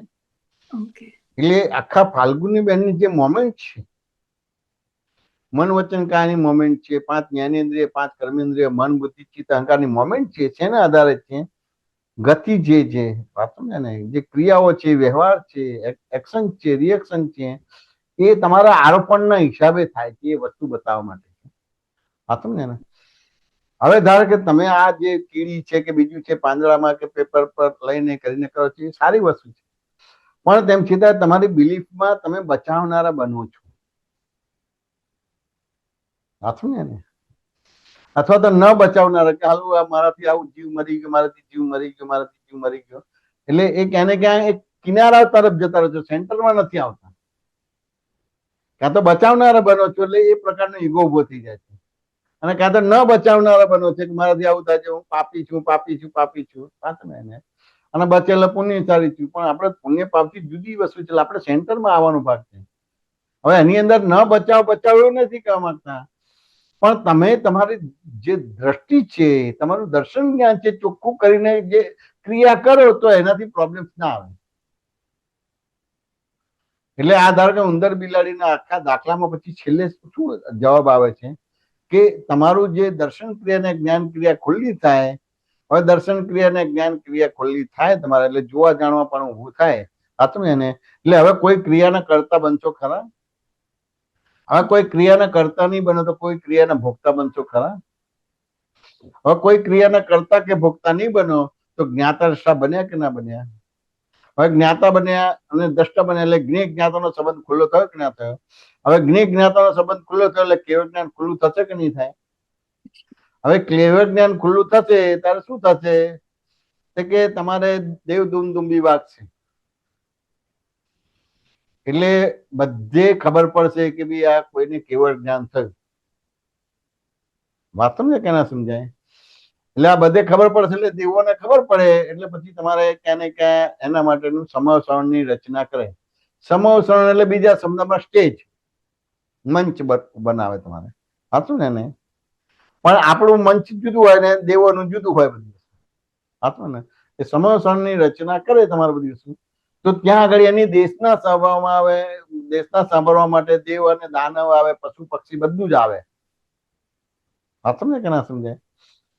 હવે આ બાજુ વાઘ બેઠો હોય એને અડીને પકડી બેઠી હોય તો વાઘ એનો હિંસક સ્વભાવ ભૂલી જાય, પ્રકૃતિ સ્વભાવ ભૂલી જાય, અને બકરી એનો ભય વાળો જે પ્રકૃતિ સ્વભાવ છે ભૂલી જાય. આવી રીતે અહિંસા ધર્મ પાળવાનો છે. સાચું ને? એટલે ભાવ અહિંસા ના થવી જોઈએ. દ્રવ્ય અહિંસા તમારે એ લિમિટેડ છે. સાચું ને? એટલે જેટલું તમારું જ્ઞાતાપણું ને દ્રષ્ટિય દ્રષ્ટાપણું ખુલ્લું થાય એટલે તમારે આવા એરિયામાં જન્મ જ નહીં થાય. આવું બધું કરવાનું આવશે જ નહીં તમારે બધી વસ્તુ. સાચું ને? રસોઈ બનાવવાનું કેવું આવશે જ નહીં કે જેનાથી તમારો જીવ મરી જાય કે દોષ લાગે કે આ તે બધું. અને તમે એવી જગ્યા કે ત્યાં આ બધું જીવો તો મરવાનો ભાગ બનશે, કારણ કે આખું જગત જીવોથી ખીચોખીચ ભરેલું છે. પણ અમુક પ્રકારના જીવો મરવાનો ભાગ તમારે નહીં આવે. સાચું ને? અને આ બાજુ તમારો જ્ઞાતા દ્રશ્ય દર્શન સંબંધ ખોલો એટલે કેવળ જ્ઞાન થશે. એટલે કેવળ જ્ઞાન ની અંદર તમે આખો હિંસાના સાગરમાં અહિંસક થઈ જશો. સાચું ને કે ના સમજાય? એટલે આપણે આ અહીં સુધી લઈ જવા માંગીએ છીએ. હવે ધારો કે તેમ છતાં તમને જે સંસ્કાર મળ્યા છે અને હિન્દુસ્તાનમાં જન્મ્યા છે એટલે જીવદયાને માનીએ છીએ, તે આપણાથી જેટલું થાય એટલું ખરું, પણ એનો અહંકાર કરવા જેવું નથી. એને બચાવનારા કે ન બચાવનારા બનવા નથી. આપણા પ્રતિ આપણને જે સમજણ ઉભી થાય છે એ બધી વસ્તુ આપણે કરવાનો ભાગ નથી. સાચું ને? એટલે ઘણા બધા ધર્મોની અંદર આ બધા જીવોની ઉત્પત્તિ મિનિમાઇઝ થાય એના માટેની બધી પ્રક્રિયા હોય કે ખાવાનો ભાગ તમારે જે છે એ ખાડમાં ના જવો જોઈએ. એ ખાવાનો ભાગ ખાડમાં ના જાય તો એ ખાડમાં જાય તો પછી એ અમુક પ્રકારના જીવો થાય. વાત ને કે ના સમજાય? એટલે ક્યાં ને ક્યાં એ તમારે એમ થાય કે ભાઈ ગાયને આપી દે કે કૂતરાને આપી દે, ખવડાવી દે કે એ બધી વસ્તુ, તો ભિખારીને આપી દે ખાવાની વસ્તુ. સાચું ને કે ના સમજાય? અથવા તો તમારે પેલું કે ને કે જે પહેલાના જમાનામાં થાળી ધોઈને તમારે પી જવાની છે. એટલે થાળીની અંદર કોઈ ચીકાશ કે ખાવાની વસ્તુ જ ના હોય બધી. રસોઈ જેટલી બનાવો કે તમારે ફેંકી દેવાનું કે કોઈને આપવાનું ના થાય. એટલે આ બધી વસ્તુના હિસાબે તમારે મિનિમાઇઝ જીવો બને તમારે, અને અમુક એવિડન્સીસ ના મળે. સાચું ને કે ના સમજાય? એટલે આ બધી વસ્તુ દરેક ધર્મની અંદર અમુક રીતે મૂકવામાં આવેલી જ છે બધી વસ્તુ. સાચું ને? પણ તેમ છતાં આ સ્થૂળ ધર્મ છે અને તમને દાદાએ સૂક્ષ્મ જ્ઞાન આપ્યું છે. એટલે તમારે પેલું તો થશે જ તમારાથી, કારણ કે તમે જીવદયાને માનો છો. એટલે અમુક રીતે તમે જીવ હશે તો એ રીતે બચાવવા પ્રયત્ન કરશો બધા. પણ તમે એને કરતા ભોગતા તરીકે નહીં કરો. જ્ઞાતા એટલે જોવા જાણવાની સાથે ક્રિયાઓ કરશો તમે. એના જોનારા અને જાણનારા બનશો તમારું. વાત ને ક્યાં સમજાય? એમ કરતા કરતા કરતા સપક શ્રેણી બનીને કેવું જ્ઞાન થશે. એટલે પછી તમારા નિમિત્તે કોઈ જીવને દુઃખ જ નહીં થાય કે હિંસા જ નહીં થાય. એટલે હિંસાના સાગરમાં તમે અહિંસક થઈ જશો. આ તો ખાલી આરોપણ છે. એટલે આરોપણની અંદર તમે કોઈ જીવને બચાવ જાવ તો એનો અહંકાર ઉભો થશે. કોઈ જીવને મારો છો તો એનો અહંકાર ઉભો થશે. એટલે એનાથી તમને કર્મ બંધ પડશે.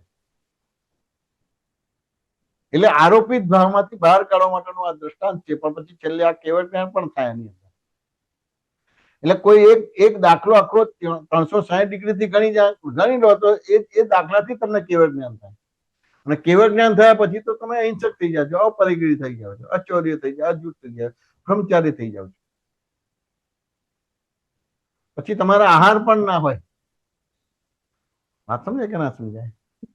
પણ આ બધી પ્રક્રિયાઓ છે બધી વસ્તુ.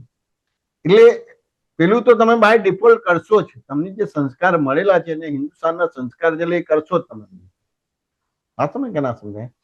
પણ અત્યારે મહત્વ શેનું છે? એટલે કે દાદા ભગવાનના અક્રમ વિજ્ઞાનનું મહત્વ છે. ફાલ્ગુની. એ અક્રમ વિજ્ઞાન તમારા એના પ્રિન્સિપાલ કે સિદ્ધાંતો સમજી લેવાના છે. એટલે એ ટાઈપની પ્રશ્નોત્તરીને ખુલાસા આપણે લઈ લેવાના છે. આ સમજે ને, જેટલા અક્રમ વિજ્ઞાનના પ્રિન્સિપાલ કે સિદ્ધાંતો તમને સ્પષ્ટ થાય, ખુલ્લા થાય, તો પછી તમારી આખી દશા બદલાઈ જશે.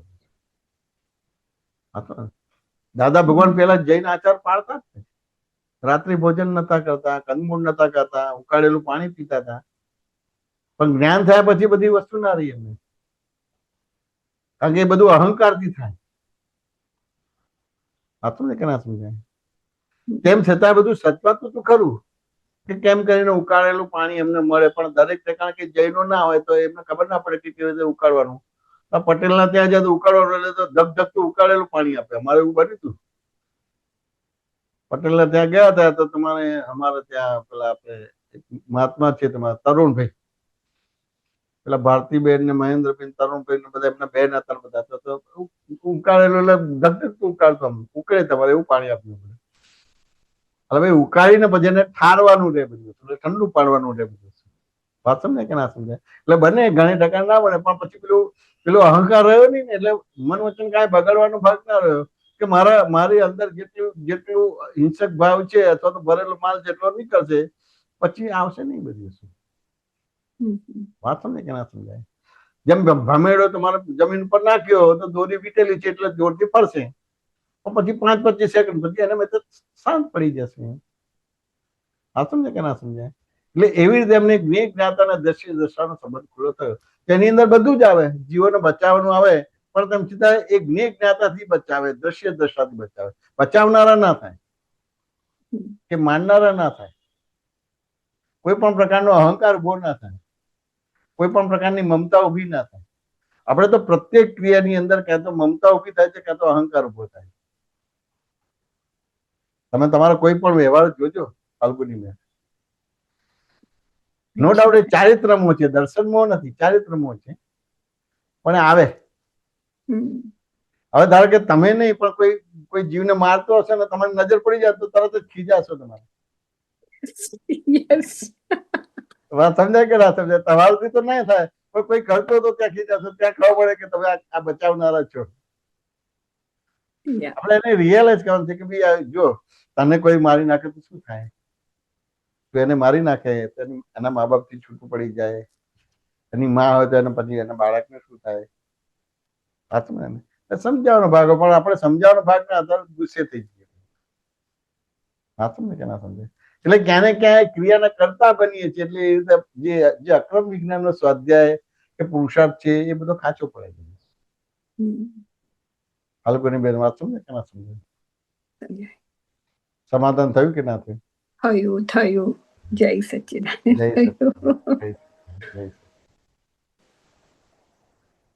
પૂછો. સરસ બધા પૂછે છે મયુરભાઈ. હા હા, સારું સારું ચાલે છે આપણું, સરસ ચાલે છે સત્સંગ બધા.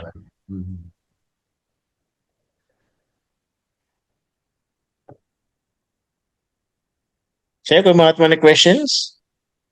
નહીં તો આપણે પૂરું કરીએ. એક સામાન્ય ક્વેશ્ચન છે કે આપણે મનમાં જે આપણે સ્પંદનો થાય એને આપણે ભરી જઈએ અને વિચાર કહીએ, પણ જે ભાવ, જે સ્ટ્રોંગ એક વસ્તુ પકડાઈ રહે છે, એ ભાવ ને મન એ ડિફરન્ટ વસ્તુ કે એ જ મન છે એમ? કે હું પારસભાઈ છું એને ભાવ કહેવાય. અચ્છા. હું કરું છું એને ભાવ કહેવાય. આમ કરવું જોઈએ એ ભાવ કહેવાય, આમ ન કરવું જોઈએ ભાવ કહેવાય, આમ હોવું જોઈએ ભાવ કહેવાય. વિચાર જુદી વસ્તુ છે. રાઈટ. વિચાર જુદી. તો એ ભાવ ઘણી વાર ઉભા પણ થતા જોવાય અને એની જાતે નીકળી જતા પણ જોવાય. એ જ ભાવ આપણે ફરી કરવા જઈએ તો ના થાય.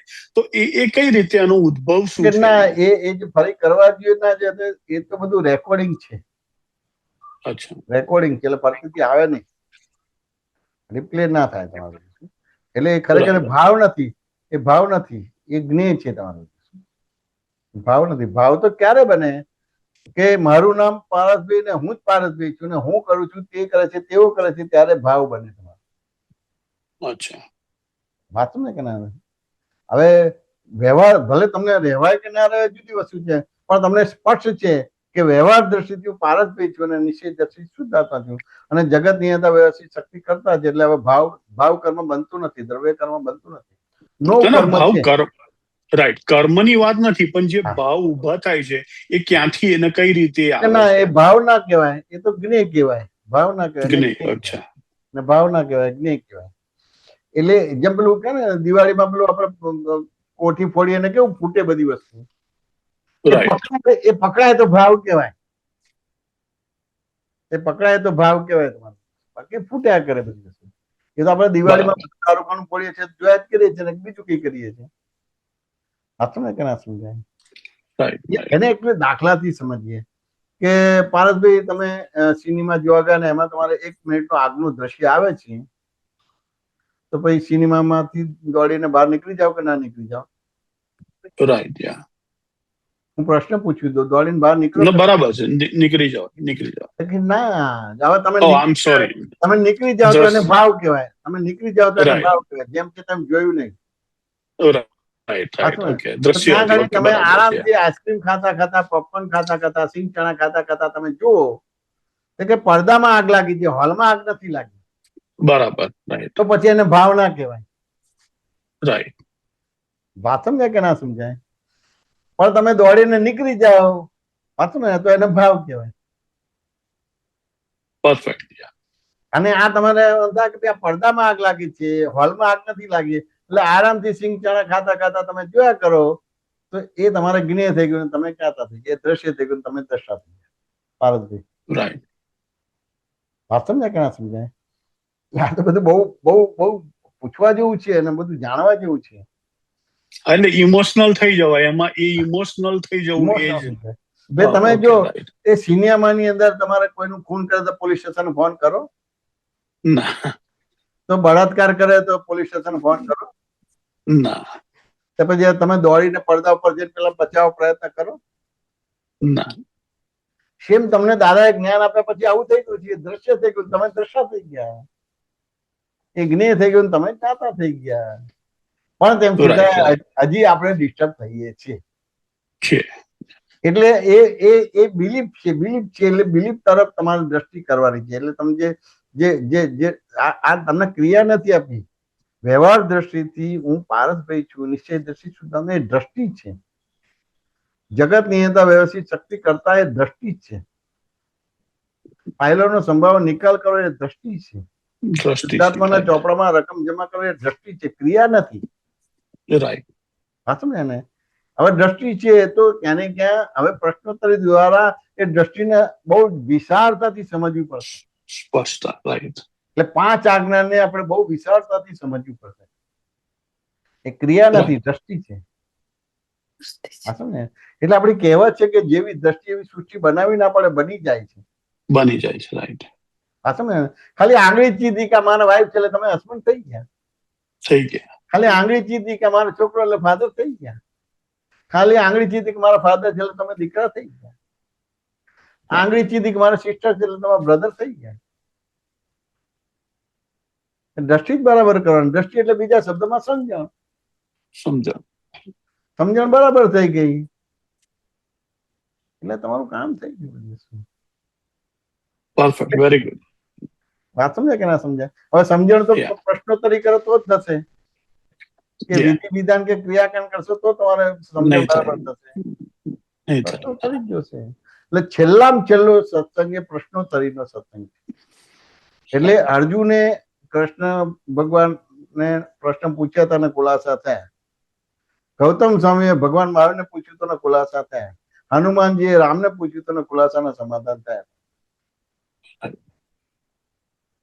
પ્રશ્નોત્તરીથી બધા ખુલાસા થઈ જાય તો આપણો જે યથાર્થ અક્રમ વિજ્ઞાનનો સ્વાધ્યાય સત્સંગ છે, સ્વાધ્યાય પુરુષાર્થ છે, એ બધી વસ્તુ સરસ રીતે ખુલ્લું થાય. સમાધાન થયું કે ના થયું? એકદમ પરફેક્ટ.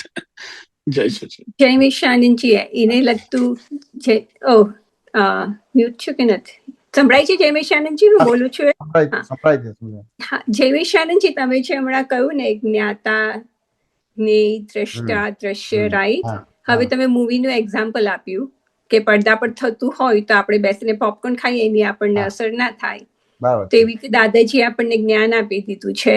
તો હવે દાદાજીએ જ્ઞાન આપ્યું છે તો આપણને દાદાજીએ જ્ઞાતા અને દ્રષ્ટા નું પદ આપણને આપી દીધું છે. હવે આપણે સમજીને અનુભવવાનું છે. તો હવે આપણે ડેઈલી લાઈફમાં બધું થતું હોય જ્ઞાતા દ્રષ્ટા અને આપણે જ્ઞેય ને દ્રશ્ય જોતા હોઈએ, રાઈટ? પણ એમાં જે તમે જે બધા એક્ઝામ્પલ આપ્યા કે કોઈ શું કહેવાય આગ લાગી હોય કે કોઈની વચ્ચે તકરાર થતી હોય ને એવું બધું, તો એમાં ઘણી વખત તો આપણે જ્ઞાતાની દ્રષ્ટા થઈએ ખરા, પણ એ વખતે થોડીક અસર તો એને થાય છે એવું અનુભવાયું ને એ વખતે અંદર એવું થાય કે દાદા એમનું કલ્યાણ કરો, કે દાદા એમને કૃપા વરસાવો, એવી થોડી ઘણી પ્રાર્થનાઓ થઈ જાય જ્યારે એની અસર થતી હોય છે ત્યારે. તો હવે અસર તો થઈ જ, બરાબર છે. તો એમાં જ્ઞાતા દ્રષ્ટાપણું ના રહ્યું તો આને શું કહેવાય? કે જ્ઞાતા દ્રષ્ટાપણું ના રહ્યું એટલે તમારી અલગ અલગ જે તમે દાદાના અક્રમ વિજ્ઞાનને સમજ્યા છો એટલું તમને સમજણ વર્ક કરી, જે બીજું હજી બાકી છે. ધારો કે હું મારો પોતાનો પ્રસંગ લઉં, ધારો કે મારા પર્યુષણ ખંભાતમાં આવેલું હતું. ને પર્યુષણ કરવાનું ખંભાતમાં એક છોકરો આવ્યો તમારે, એને પ્રોબ્લેમ એના પપ્પાને અને એને પ્રોબ્લેમ હતો. ને પણ હવે બોર્ડ ઉપર એવી રીતે લખ્યું હતું આધ્યાત્મિક સત્સંગ ને આત્મા સંબંધી ને બીજું ત્રીજું બધું આલંકારિક બધા શબ્દો લખ્યા હતા. એટલે છોકરાએ સપોઝ કરીને પ્રશ્ન કર્યો. પ્રશ્ન તો એના ફાધરનો ને એનો પ્રોબ્લેમ હતો એ જ પૂછ્યો, પણ એને સપોઝ કરીને પૂછ્યો. તો એમાં કલાક 1.5 કલાક બધા ખુલાસાના સમાધાન બહુ સરસ થયા અને પછી પૂરું થયું. એટલે અમે જમવા તરફ ગયા તો પેલો મારી પાછળ આવ્યો. પછી કે તમને વાંધો ના તો તમારે અહીંયા બેસી શકું? બેસી વાંધો ના તો તમારી જોડે વાત કરી શકો, તમે કરી શકાય. પછી કે મેં તમને જે પ્રશ્ન કર્યો તમે મને ખુલાસો આપ્યો, મને 100% સમાધાન થઈ ગયું, પણ મારો પ્રોબ્લેમ સોલ્વ નથી થતો, પણ એમાં તમારો વાંક નથી. મેં સપોઝ કરીને પૂછેલું, હવે હું મૂળ પ્રોબ્લેમ કહું તમને એમ. ને એટલે કે મારે ને પપ્પાને પ્રોબ્લેમ છે. પછી એ પ્રોબ્લેમની વાતો કરે છે કે હું જે કમાઉં છું એમાં 70% મારી પાસે રાખું છું, 80% મારી પાસે રાખું છું અને 20% 80% પપ્પાને આપું છું અને 20% મારી પાસે રાખું છું. કે ના સમજાય? એટલે પછી એને કીધું કેમ કે મારે એક વાઈફ છે ને એક છોકરો છે અને હું અલગ રહું છું. ને હવે આ 80-20 નો રેશિયો બરાબર લાગે છે કે વિચારવા જેવો છે ફાલ્ગુની બેન? વ્યવહારિક રીતે વિચારવા જેવો હોય એટલે અહીંયા હજી જો તમે સ્પષ્ટ જવાબ નથી આપતા, પહેલા જ બોલો છે કે બરાબર નથી. સમજ્યા ને? કે 80% છોકરાએ રાખવા જોઈએ અને 20% ફાધર ને આપવા જોઈએ. અલગ રહે છે, એની વાઈફ છે ને આ તે બધું. એટલે આ બિલીફો તમને બતાવવા માંગુ છું. વાત ને કે ના સમજાય? એટલે આ તમારી મનોવૃત્તિ બતાવવા માંગુ છું, આ તમને અસર કેમ થાય છે એ બતાવવા માંગુ છું. હવે પ્રોબ્લેમ આ નથી. હવે એનો પ્રોબ્લેમ કે છે કે પપ્પા એવું કહે છે કે તું પૂરેપૂરા પૈસા મને આપી દે. સમજે ને? હવે પૂરેપૂરા એને આપવા છે કારણ કે સંસ્કારી છે, પણ તેમ છતાં એને તરત જ બધા અલગ અલગ દ્રષ્ટાંતો કે પ્રસંગો યાદ આવી જાય. એક પ્રસંગ એને કીધો કે મારો છોકરો બીમાર થયો, હોસ્પિટલાઇઝ કરવો પડ્યો. મેં પપ્પાને ફોન કર્યો તો મારા પપ્પા મારા છોકરાની ખબર કાઢવા આવ્યા ને ખબર કાઢવા આવ્યા એટલે પૈસાની મદદ ના કરી. તો જો મેં પૈસા બચ્યા તો મારા છોકરાને જીવ તો લાવી શકે એમ છે, અને મેં આપી દીધા તો શું થાય? એટલે એને છોકરા એનો પક્ષ મૂક્યો. ને પછી બીજી વાત મૂકી, બીજો પક્ષ મૂક્યો કે મારા પપ્પા જ્યાં રહે છે ત્યાં કોઈ બીમાર થયું તો એને હોસ્પિટલ લઈ જાય છે, પૈસાની મદદ કરે છે, રાત્રે રોકાય છે પણ ખરા, પણ જો આ પોતાના છોકરાનો છોકરો છે તેમ છતાં ખબર કાઢવા આવ્યા નહીં, પૈસાની મદદ પણ ના કરે. એટલે મારે છોકરાના પક્ષમાં બેસવાનું કે પપ્પાના પક્ષમાં બેસવાનું? ફાલ્ગુની બેન, મને સમજાયું નહીં સવાલ શું હતો. મને મારે છોકરાના પક્ષમાં બેસવાનું કે પપ્પાના પક્ષમાં બેસવાનું? એટલે પપ્પાની ખબર લઈ છે, છોકરો પણ ના આવ્યો એ વાત થઈને તો એમાં પછી એના છોકરા બીમાર થયા તો ખબર લેવા આવ્યા નહીં, પૈસાની મદદ ના કરી. અને પડોશમાં તમારે પડોશમાં કોઈ બીમાર થયો તો એને હોસ્પિટલ લઈ જાય છે, એને પૈસાની મદદ પણ કરે છે, રાત્રે રોકાય છે ખરો. જો આ એમના છોકરાનો છોકરો છે તો એમ છતાં ખબર કાઢવા પૈસા આપ્યા, પેલા પડોશના છોકરાને લઈ જાય છે, પૈસા મદદ કરે છે અને રાત્રે રોકાય છે. એટલે હવે મારે કોના પક્ષમાં રહેવાનું? છોકરા પક્ષમાં રહેવાનું કે ફાધરના પક્ષમાં રહેવાનું? આ તમારા જેવો જ પ્રોબ્લેમ આવે છે. પ્રોબ્લેમ થયો, પણ એમાં તો કન્વીનિયન્ટ જે હતું તે થયું ને, એવું એનો મિનિંગ એવું નથી કે છોકરાને નથી કરવું. છોકરો ડિસિઝન નથી લઈ શકતો, ડિસિઝન નથી લઈ શકતો. સામે આપણે છોકરાના પક્ષમાં રહે ને, યંગ હોય તો છોકરાના પક્ષમાં રહે, ઉંમર લાગે તો બાપાના પક્ષમાં. એટલે એ તો દ્વંદ થયો, તો લડાઈ ઝઘડા થયા. બરાબર. એ તો લડાઈ ઝઘડા થયા. એની અસરો આ જ છે ને, કે બીજી કઈ છે? આ પ્રશ્ન થયો, તો હવે આ પ્રશ્નનો ખુલાસો મને આપો. કેવી રીતે તમે એને પેલાનું સમાધાન આપશો? બહુ કન્ફ્યુઝિંગ છે. સમજાય ને? એટલે પછી મેં એને પ્રશ્ન કર્યો. આ સમજાય કે ના સમજાય? કે તારું વર્તમાન બગાડીને તારું ભવિષ્ય ઉજ્જવળ કેટલું બને? કે વર્તમાન બગાડીને ભવિષ્ય ઉજ્જવળ ના બને. વાત સમજાય કે ના સમજાય? પછી મેં કહ્યું તારા પપ્પાને કેટલા છોકરા? કે 3 છોકરા ને 1 છોકરી. મેં કહ્યું તમે 4 જણા અને તારા મમ્મી પપ્પા 6 જણા. મેં કહ્યું તારા પપ્પાના મમ્મી પપ્પા ખરા? તો કે ખરા. એટલે 2 જણા, એટલે ટોટલ 8 જણા. મેં કહું 8 જણામાંથી કમાનાર કોણ કેટલા હતા? કે મારા પપ્પા એકલા. મેં કહું આ તમને બધાને ભણાયા ગણાયા સેટ કરીને પરણાયા, તો તારા પપ્પાએ સેફટી સિક્યુરિટી કેટલી ખોળી? તો કે બિલકુલ નહીં. આજે પણ એમ થાય કે લાખ 2 લાખ રૂપિયાનું દેવું છે ને ના આપે તો વ્યાજ આપવું પડે. હવે તું તારી સેફટી સિક્યુરિટી ખોળે છે, તો તારું વર્તમાન બગાડીને તારું ભવિષ્ય ઉજ્જવળ કેવી રીતે બની શકે? તો કે ના બની શકે. એને મને પ્રશ્ન કર્યો કે વર્તમાન એટલે શું? મેં કહ્યું વર્તમાન એટલે તારી સજીવનતા, તારી લાઈવનેસ, તારી ચેતનતા, તારું હવાપણું, એને વર્તમાનતા કહેવાય. એટલે છોકરાએ કીધું કે તમે મને જે વ્યાખ્યા આપી એમાં મને 1% વ્યાખ્યા સમજાઈ. હવે બીજો દાખલો આપો. મેં કીધું ચા બનાવે એમાં ખાંડના દાણા ઢોળી જાય તો કોણ આવે? તો કે કીડી આવે. કેમ? કે કીડીએ એની અંદર સુખ માન્યું છે.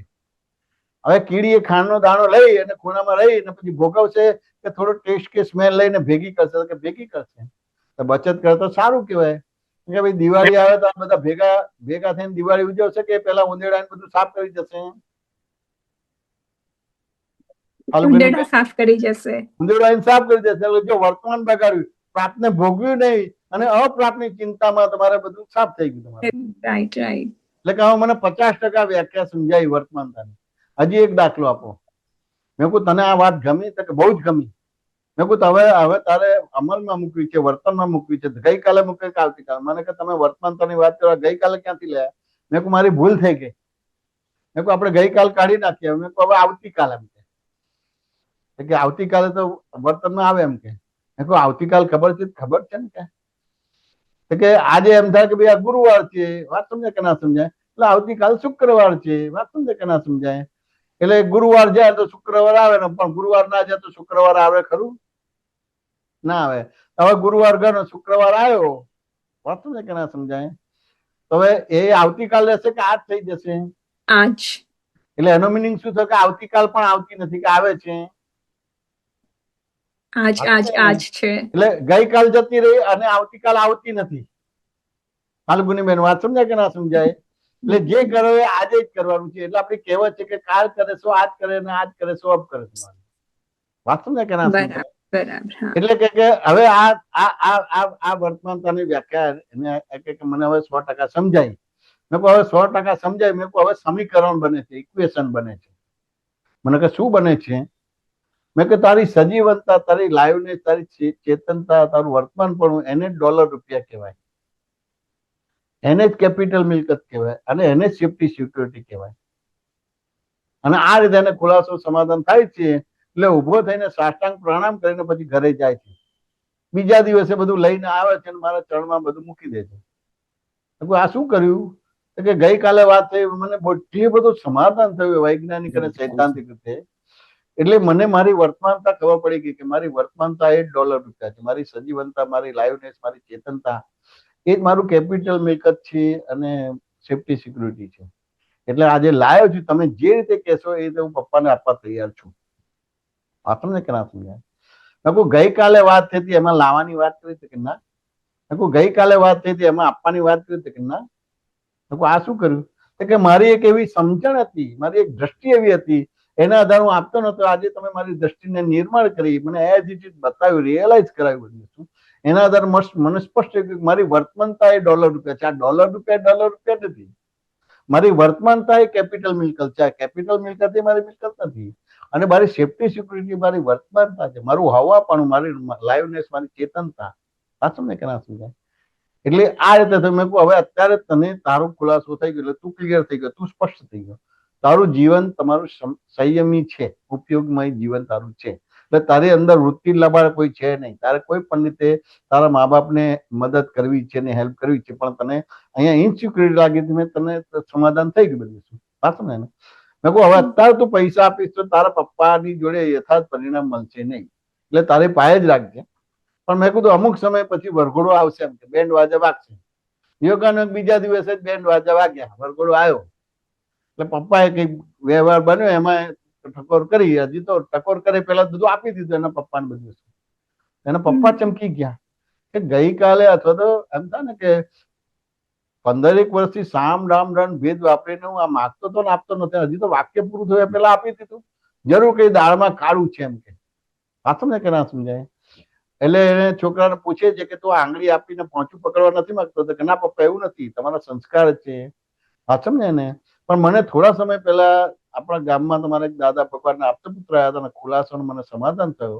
પણ એ પર્સનલ પૂછ્યું હતું, આપણી ઘરની આબરૂ જાય એવું રીતે નથી પૂછ્યું, પણ મને એટલું બધું ખુલાસો ને સમાધાન થયું. એટલે મને ખબર પડે કે મારી વર્તમાનતા, મારી સજીવનતા, મારી લાઈવનેસ, મારી ચેતનતા એ $. છે, એ જ મિલકત છે, કેપિટલ છે, એ જ મારી સેફ્ટી છે. એટલે હું તમને આપવા માંગુ છું.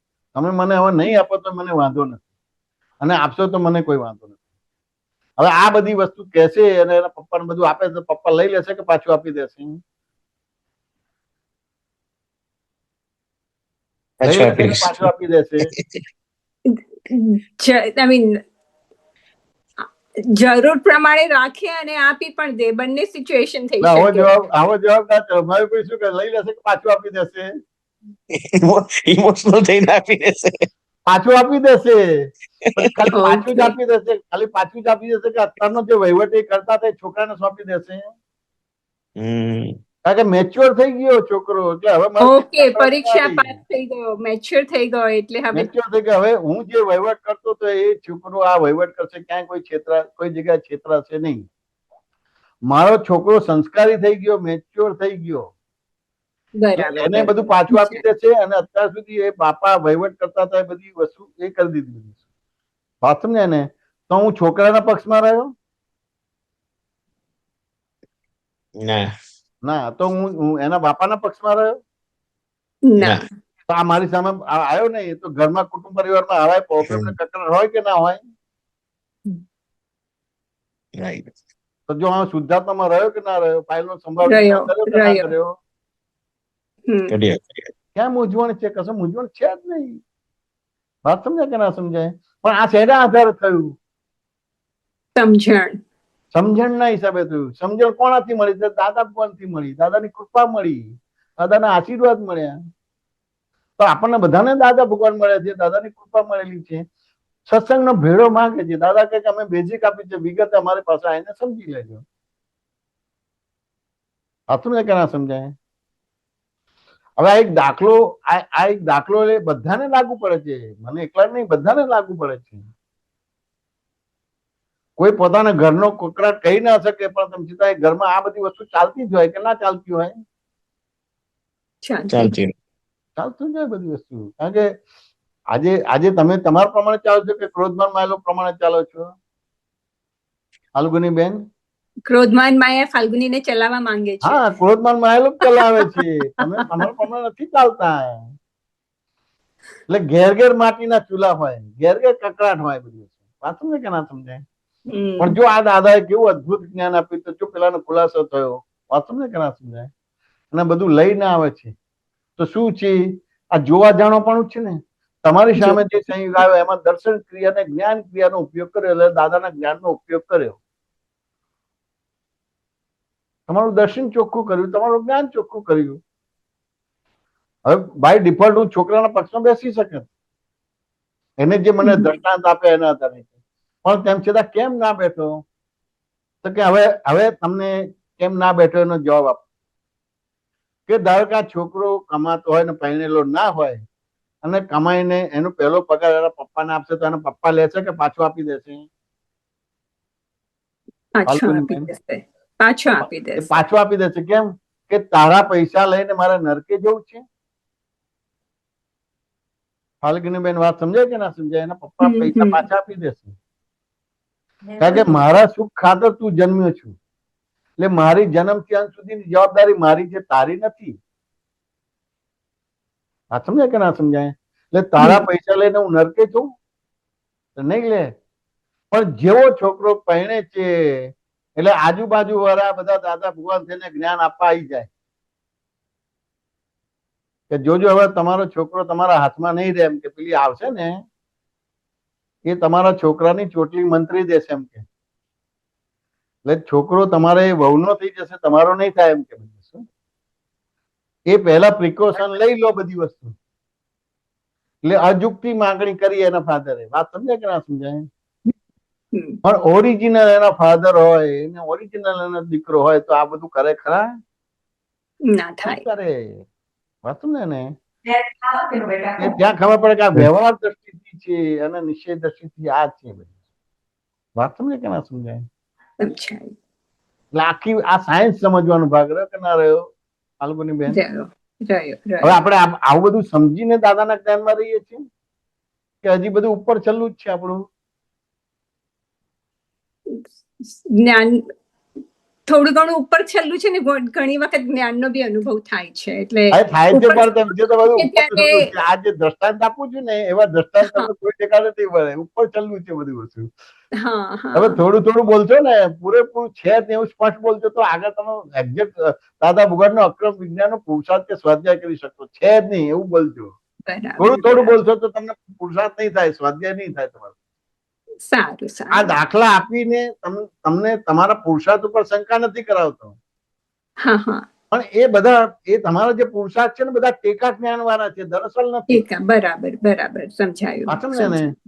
હવે અક્રમ વિજ્ઞાન આપ્યું છે એટલે અક્રમ વિજ્ઞાન થી તમારે એ કરવાનું છે. ટેકા જ્ઞાન ના જોઈએ તો ટેકા જ્ઞાન હતું જ.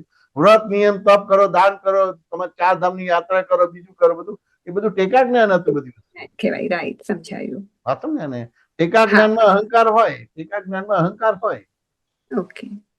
હા સમજ એટલે ટકશે નહીં તમારે. અને આ દરઅસલ જ્ઞાન આપી દીધું. આખી રોંગ બિલીફ જ ઉડી ગઈ. એટલે 360 ડિગ્રી થી તમને દેખાઈ ગયું, રિયલાઇઝ થઈ ગયું, સ્પષ્ટ થઈ ગયું. બરાબર. કે થોડું થોડું ના બોલતા. આવી રીતે પુરુષાર્થ જ નથી કરતા. બરાબર. થોડું થોડું બોલશો તો આ જ્ઞાન તમને એટલું ક્રિયા કરી નહીં થાય. અને તમે બોલશો કે ના હાલો આ તો બધું બફાટ જ કરતા હતા. રાઈટ.